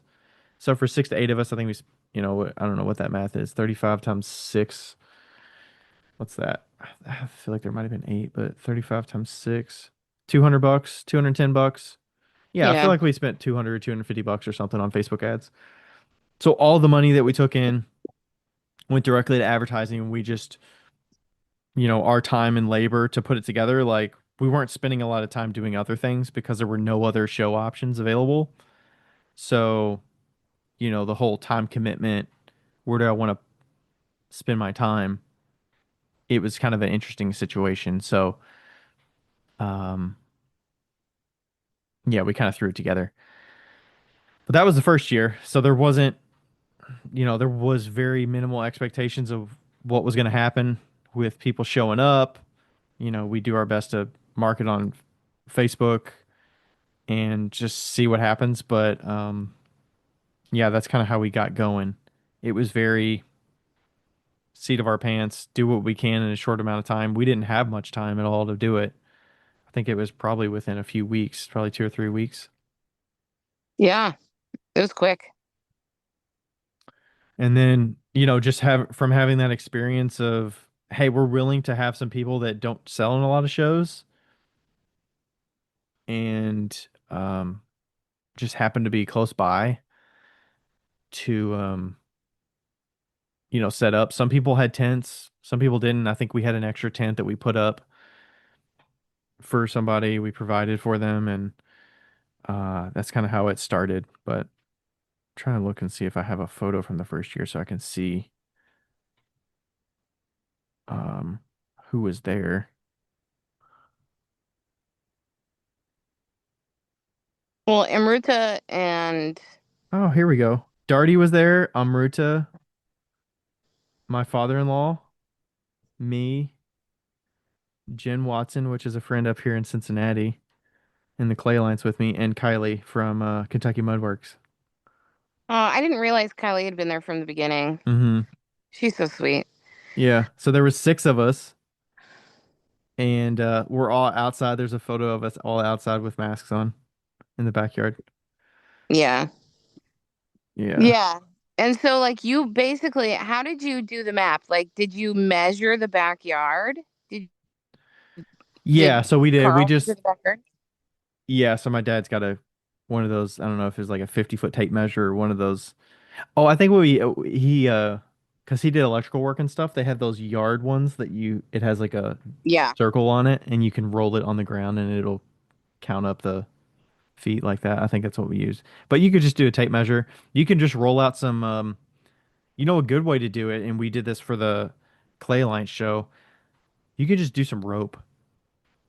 Just measure Mm, measure out the rope, mark off where 10 feet is on there, and just fold it over a couple times or a few times. Maybe you have 50 foot or 100 foot of rope, yeah. and then you could just lay that on the ground and say, okay, this is where 10 foot is. This is where the next 10 foot is. I mean, it wasn't that bad the first year. There was six of us, so six booths spread in that whole backyard was Yeah. very, very reasonable. Generous. Yeah. Yeah, I think each person had 15 foot around their booth Yeah. or 15 foot all around. So I think we did provide some food maybe that year. I can't remember. Right. And Amruta and Mitesh did pizzas. I remember hearing about that. Hmm.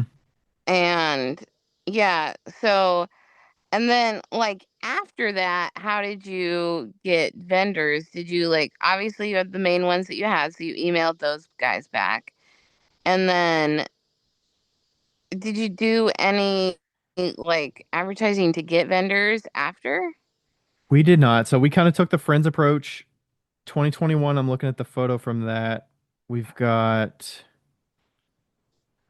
um I'm trying to send this to you so you can see you actually did the second year. You did I did 2021. the second year because I was in Washington in 2020. And then yeah, and I was so bummed. So I was at the remember that Hmm. was the one where I brought was that the one where I brought fancy no. I had a table, no tent, and it just said fancy cups, no fancy cups. Was No, it? that I'm trying to see I'm looking through the photos to see if I can tell. Rachel actually set up that year. yeah, she did next to her dad. And then, I don't see your. I was thinking maybe it was the one where you in the front corner. You were the first table because I see your orange leg tent. Oh, and then we had your other green tent in the entryway that Trent oh used. yeah, you're right. Maybe I did do it there because then I moved under the tree because I didn't need a tent. Right. I think that was 21 that you actually had a tent. So, And then 22 was the, yeah. yeah, Yeah, that's right. That's so right. that group, it was still very small group. Like Kylie came back, Amruta and Darty came back. Um, Rachel was there, her dad was there. We had friends of her parents that came that do leather work. Oh my God, they're the best. And then Sarah and Matt were there that do the woodworking, which is the folks that live right up the street from my And parents' Sarah and house. Matt are so nice too. Right. And then there's one other person. I think she probably reached out, but after we advertised for it, maybe, or trying to remember her name, but I don't believe she came back after that. But um, yeah, so it was just kind of a mix of different mediums. So we had to go through. I mean, this is specific to this show. We do want a number of different mediums in the show. We didn't want all potters. Um, so creating that balance of not having all of one thing there and oversaturating it. I mean, there's Yeah. always a lot of pottery because I'm a potter and I know a lot of potters, but um, but yeah, I would say it definitely organically grew by having a wide community of artists that we know and just kind of starting there. Like those are going to be the people that have lower expectations. They're happy to hang out. They're more willing to, risk it if it fits in their schedule, or they're just happy to do it because they don't do a lot of Just, shows. yeah, or just happy to be there Hmm.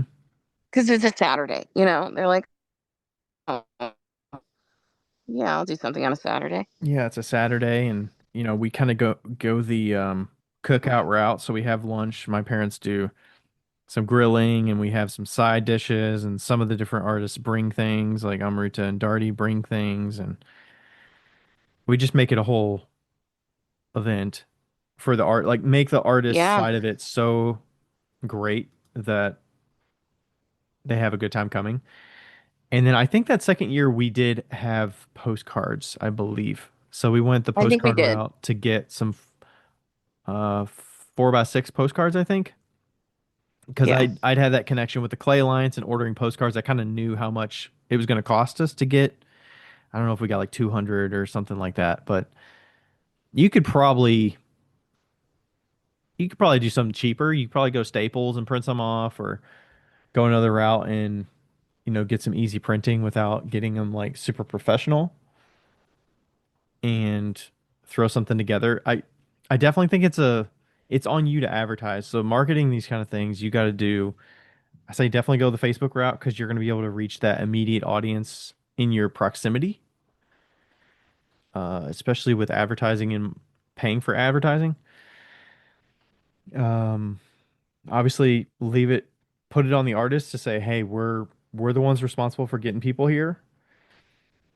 I mean, that's with any show. Obviously, a lot of these shows we apply to these days, they have the luxury of being around long enough that they've had a lot of people come to the show. They've had artists come through the show. A lot of the artists will bring that reputation and credibility to the show, so people want to come back. And but all these shows had to start somewhere, so you've got to.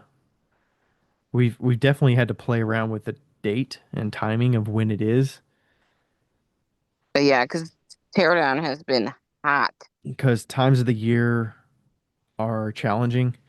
Luckily, in Louisville, there's not so many events going on all the time, art wise, like art shows, that like in Cincinnati, we would be competing with multiple other shows probably every Right. single weekend.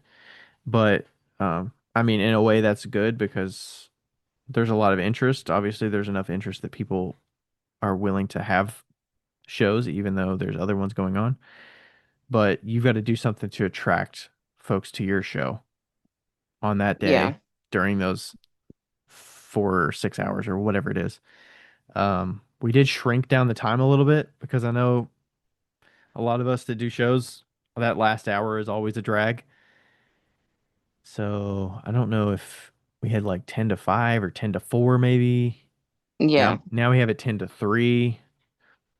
So it's a pretty reasonable amount of time. Even if it's 10 a.m. start, you could get there early as an artist and set up. You could probably get there at 8 o'clock and get set up within a couple hours, and it's not too bad. So it's less commitment for the artist. And then we, help them with the dolly in, dolly out kind of thing. But yeah, I think we're getting to a point where we almost want to standardize the artist application side of it and still give preference to the people that have done it before. Say, hey, we're going to have an application this year. It's just going to be a Google form you fill out, and anybody can apply for it, but we can still curate who we want to get in. Yeah. And because we always get inquiries from random people some of them lead all the way up to the show, especially when you're doing the paid advertising. You get more eyeballs on it, and then you get those scammers that come in there and try to say that there's vendor spots and people are, trying to get you to pay for a spot in the a booth in the show that aren't real people associated with the show. So those constantly happen on Facebook. But Yeah. but I think getting some structure to the artist, because a lot of times you don't get a firm commitment from someone until they pay for their booth.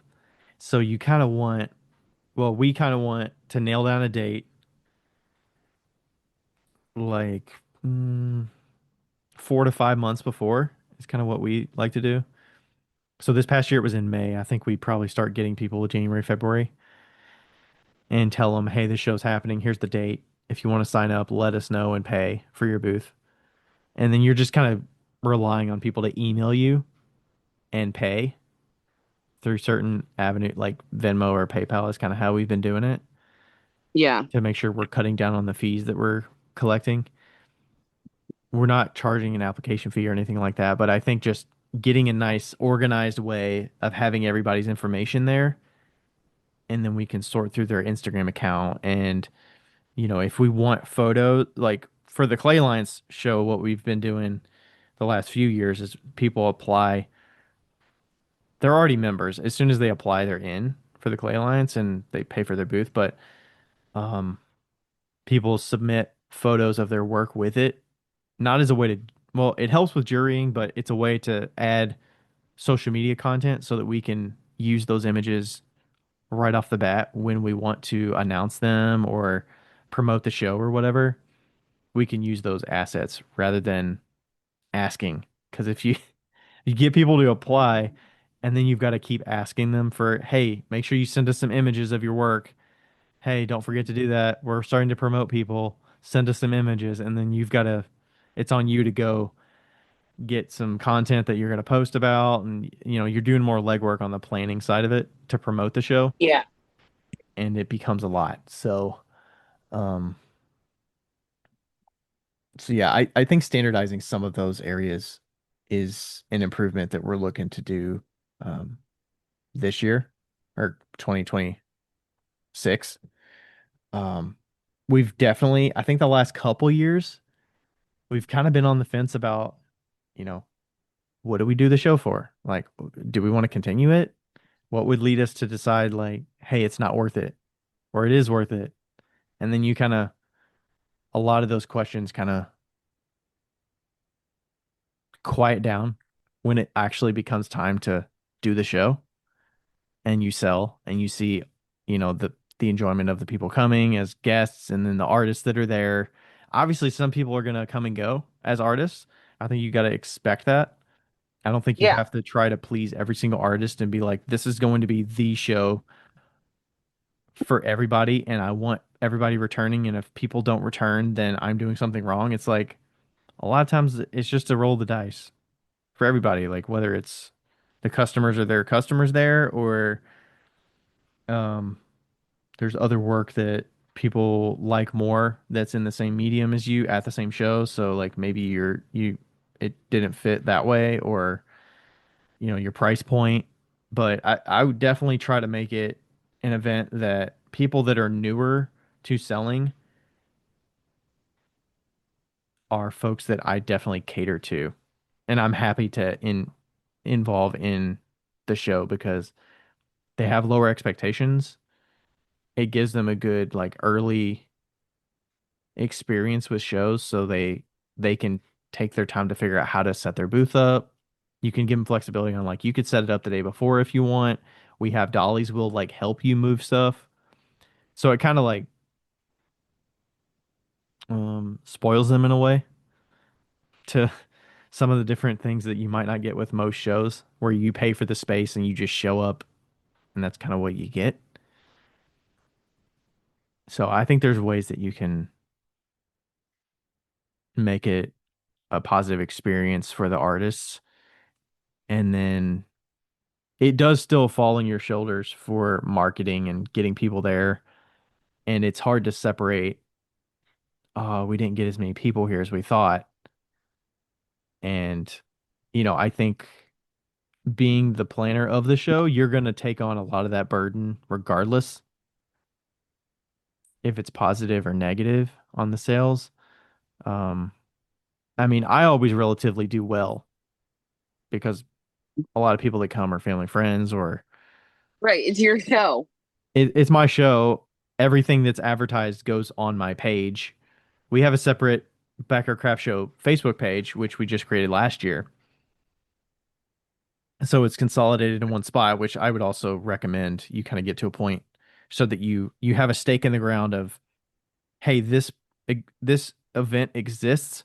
There's history that you can look back and see kind of what you can expect at the show, whether it's the artists that are there or the type of vibe it is, the music that's there, all of that kind of thing. I think that legitimizes you in a way that looks a little bit better than just an individual artist hosting a show that is one event on their calendar of events and there's not much other documentation about that show.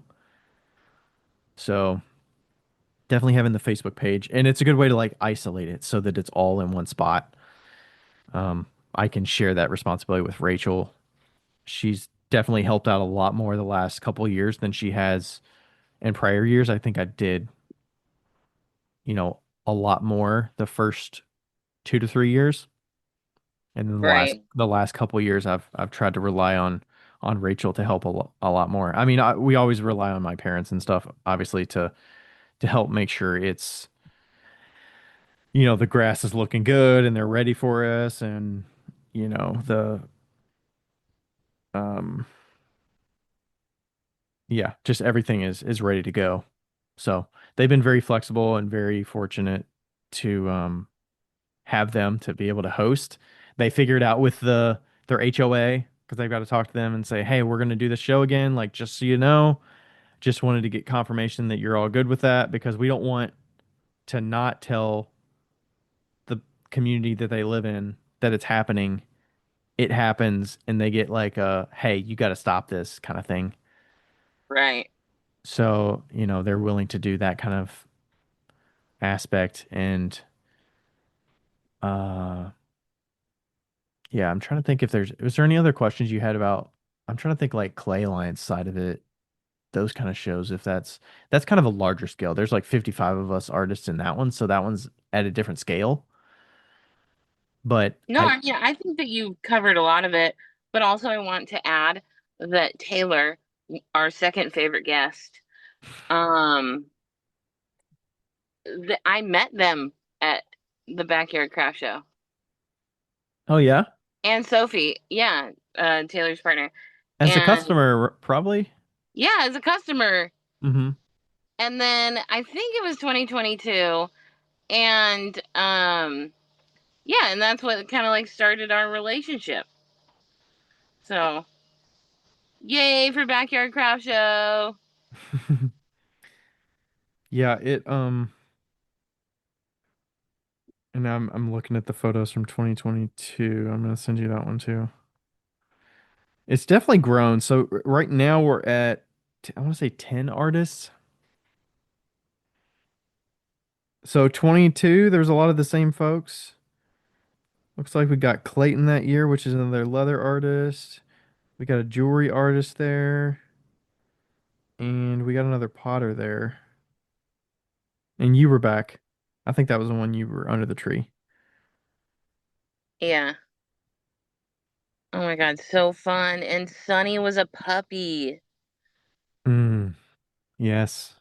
You're talking about So Darty's cute. Yes. Darty's puppy. Yeah. So cute.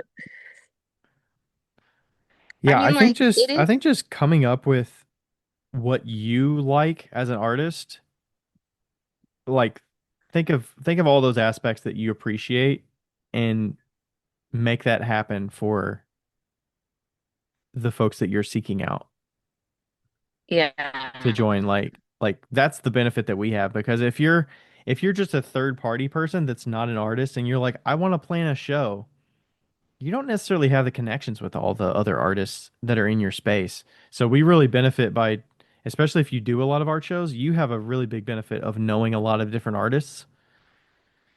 And hopefully you've made friends with some of them and you have a good assortment of mediums that you're familiar with, of, you know, folks that you can reach out to. If you know some local shows that are in that area, the good thing is save your artist maps. If you go to some of those shows, like look at the artist map, especially if they're little. You can maybe look at farmers market options for some of those artists that are at those, like this when they share their artist maps or who's involved, and just make a little note, make a list of people, and just keep a running list of artists that you keep in your back pocket. You don't even have to reach out to them, but maybe just start building that list of like, hey, I'm thinking about maybe Yeah. doing this. Who do I know that? Okay, we don't really have a jeweler. Who do I know that does jewelry? And you go to some of the local shows and start writing down some of their names. Get business cards if you need to, write down their names. A lot of it you can get if you just look at the artist map from the show. You can kind of do that through looking at the Facebook page for some of the events or subscribing to their email newsletter. And you can see usually they'll publish their different artists or vendors that are at their events. Um, some of the aspects that I would say are still kind of like iffy are the music came to us. So Trent came to us.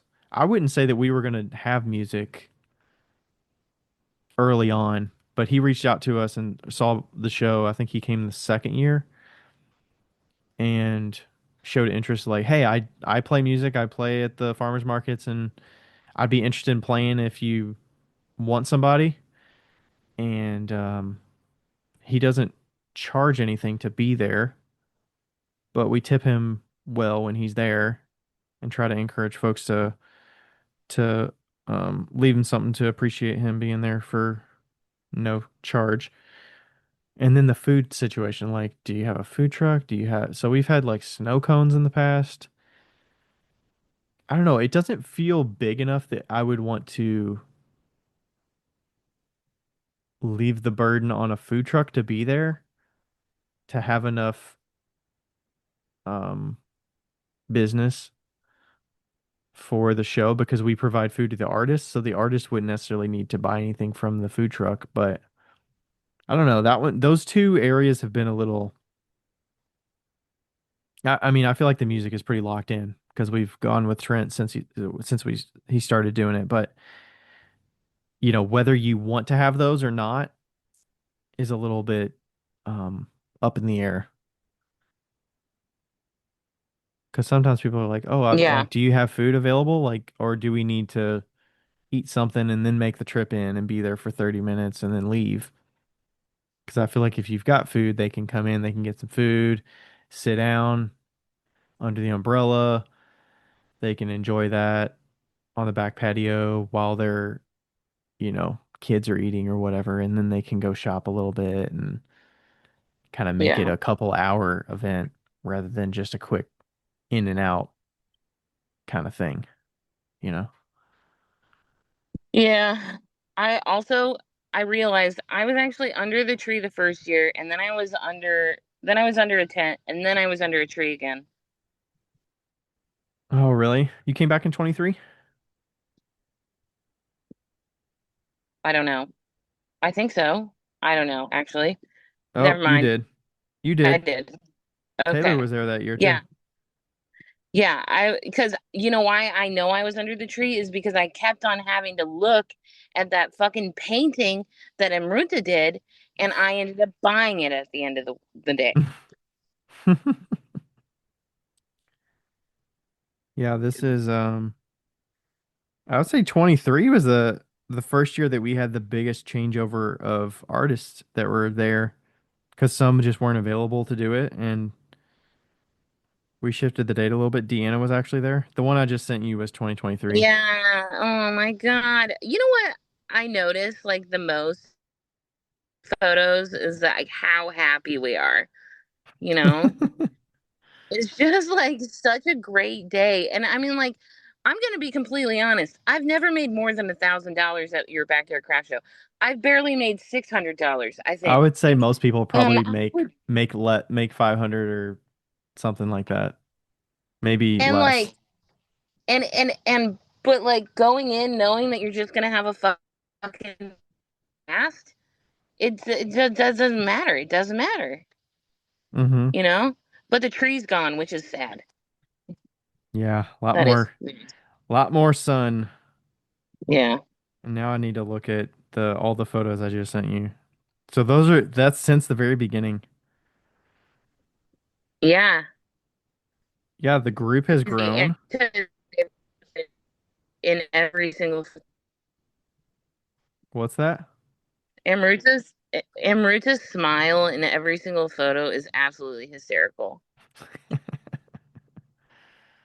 Yeah, some of them were like the crazy photos, and some were. Well, I think Amruta is crazy in every photo. I like literally fell in love with Amruta that day. I was like, we're in love now. It's fine.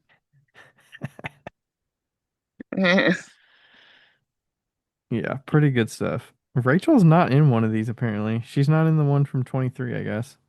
I guess she probably took the photo, but Yeah. whew. Oh, I feel so like we should fun. share that. I feel like we should share these photos. I should share these in our backyard craft show Yeah, you should. They're so cute. page to show the evolution. Yeah, good group. Yeah, Yeah, it's such a good group. yeah, I think the artists definitely make it a reason for us to keep wanting to do it. Besides the like it's a positive. It's a it's a positive event for like how it started and its place in Louisville, and what it's offering is unique. So, I think there's definitely folks that are looking for something like that that's not just the same old thing. And some Yeah. folks don't want to go to a huge art show that's got hundreds of booths because they just don't, the commitment and the heat and The stress and the where parking do I and like, yeah, if you can park in the driveway if you want. It's very yeah. low commitment. Show up, park in the driveway, park on the street, walk up. Like it's not a big stress. There's 10 booths. You Yeah, don't have to and you worry know about what's did I hit everybody? Did I not? and there is parking because we like all the artists go park at the Kroger. Mm-hmm. Or we go far enough up the street that there's parking right next to it. Yeah. So yeah, that Well, I mean, the Backyard Craft Show is. I'm really glad that you started doing it, just because it's full of love and yeah, it's just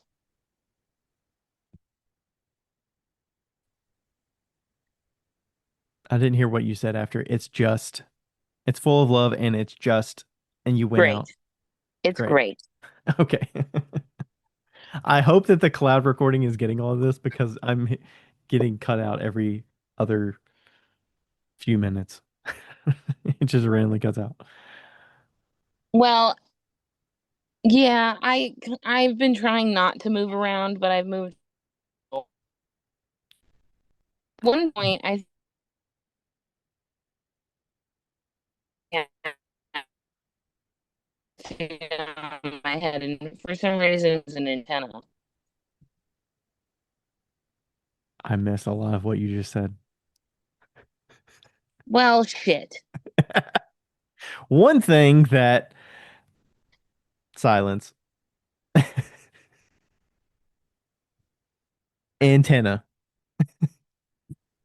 Can you hear me now? Yes.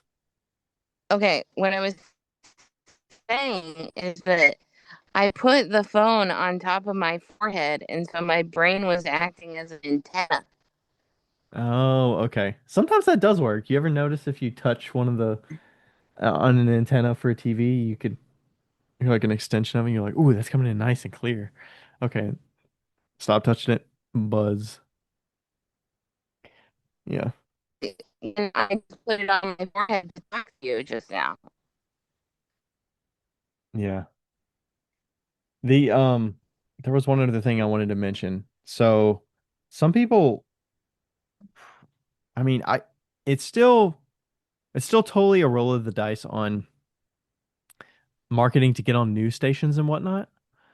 A lot of that is still cold emailing. You look at their contact us page and they have like news stories or whatnot, and you can write up a quick press release and you could I would recommend using like ChatGPT or something for this. Or if you reach out to me, I can give you what our press release looks like for the Backyard Craft Show.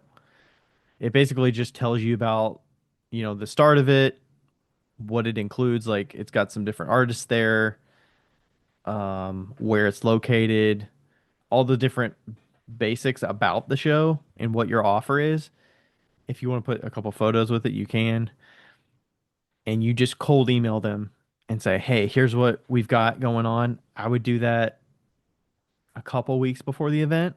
Some of them, they're planning their news stories of how they're going to do their programming only a couple weeks out. If you email them 4 months before, they're not going to, you're going to be like, I sent it to you a long time ago, but they're not planning that close. So I would say keep your low expectations for who's going to accept it.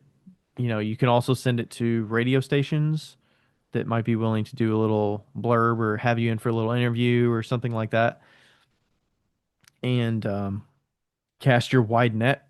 Hope that you catch a couple fish in there.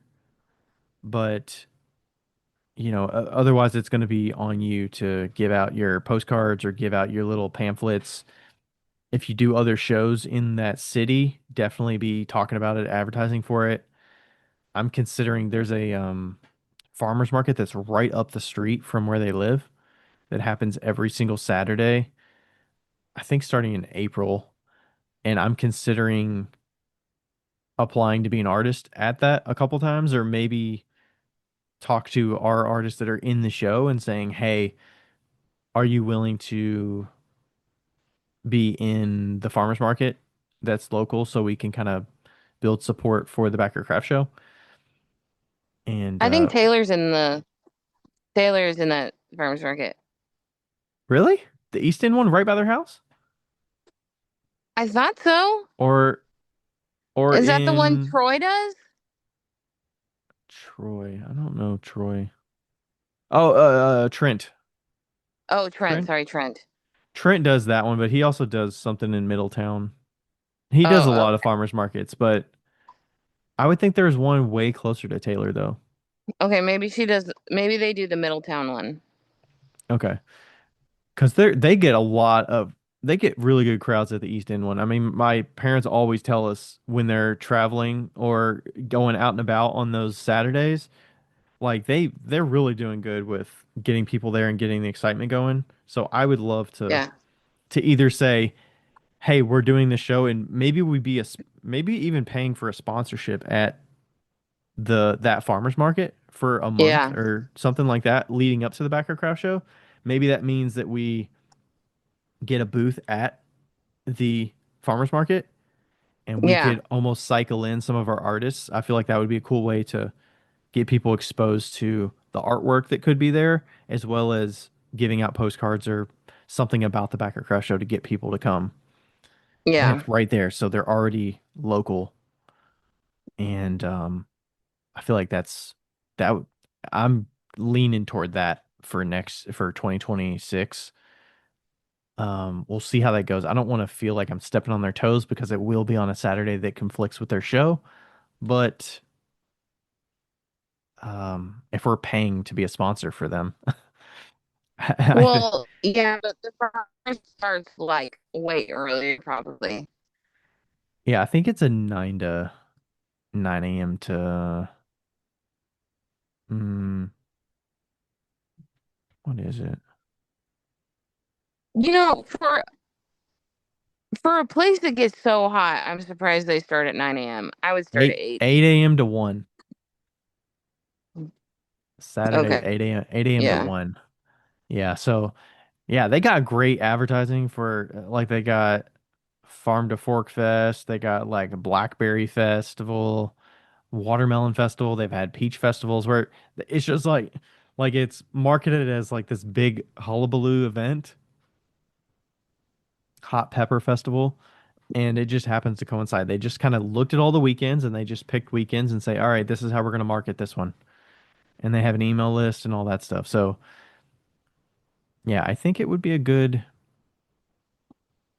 avenue to go with the advertising. And then probably print the little flyers out, reach out to the local small businesses, the restaurants or whatever, and say, "Hey, we've got this event coming up. Are you willing to have a few of these on your desk or your bulletin board or on your counter or whatever, Mm-hmm. and just see who bites?" Um, yeah, that takes some foot traffic to go out and do that kind of stuff, which can be difficult for myself and Rachel since we don't actually live in Louisville. And I don't want to expect my parents to say, "Hey, can you go give these out for us?" Like that's a big ask.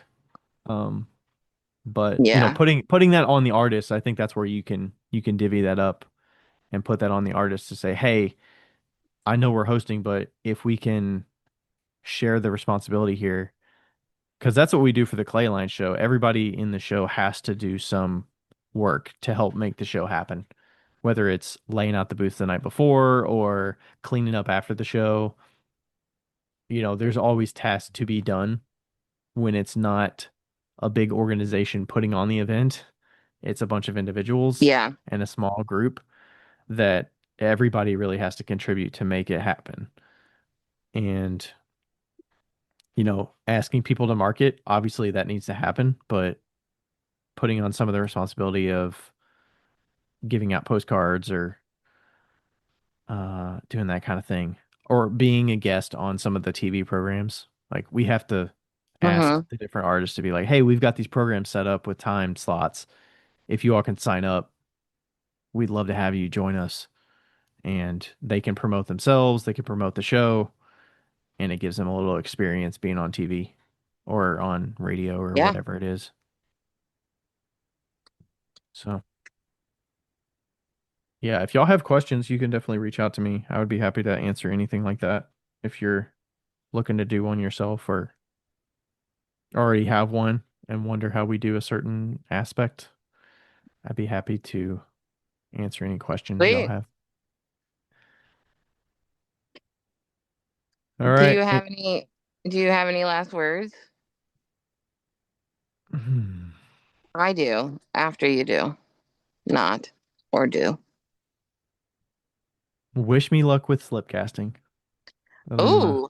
that'll be my last words.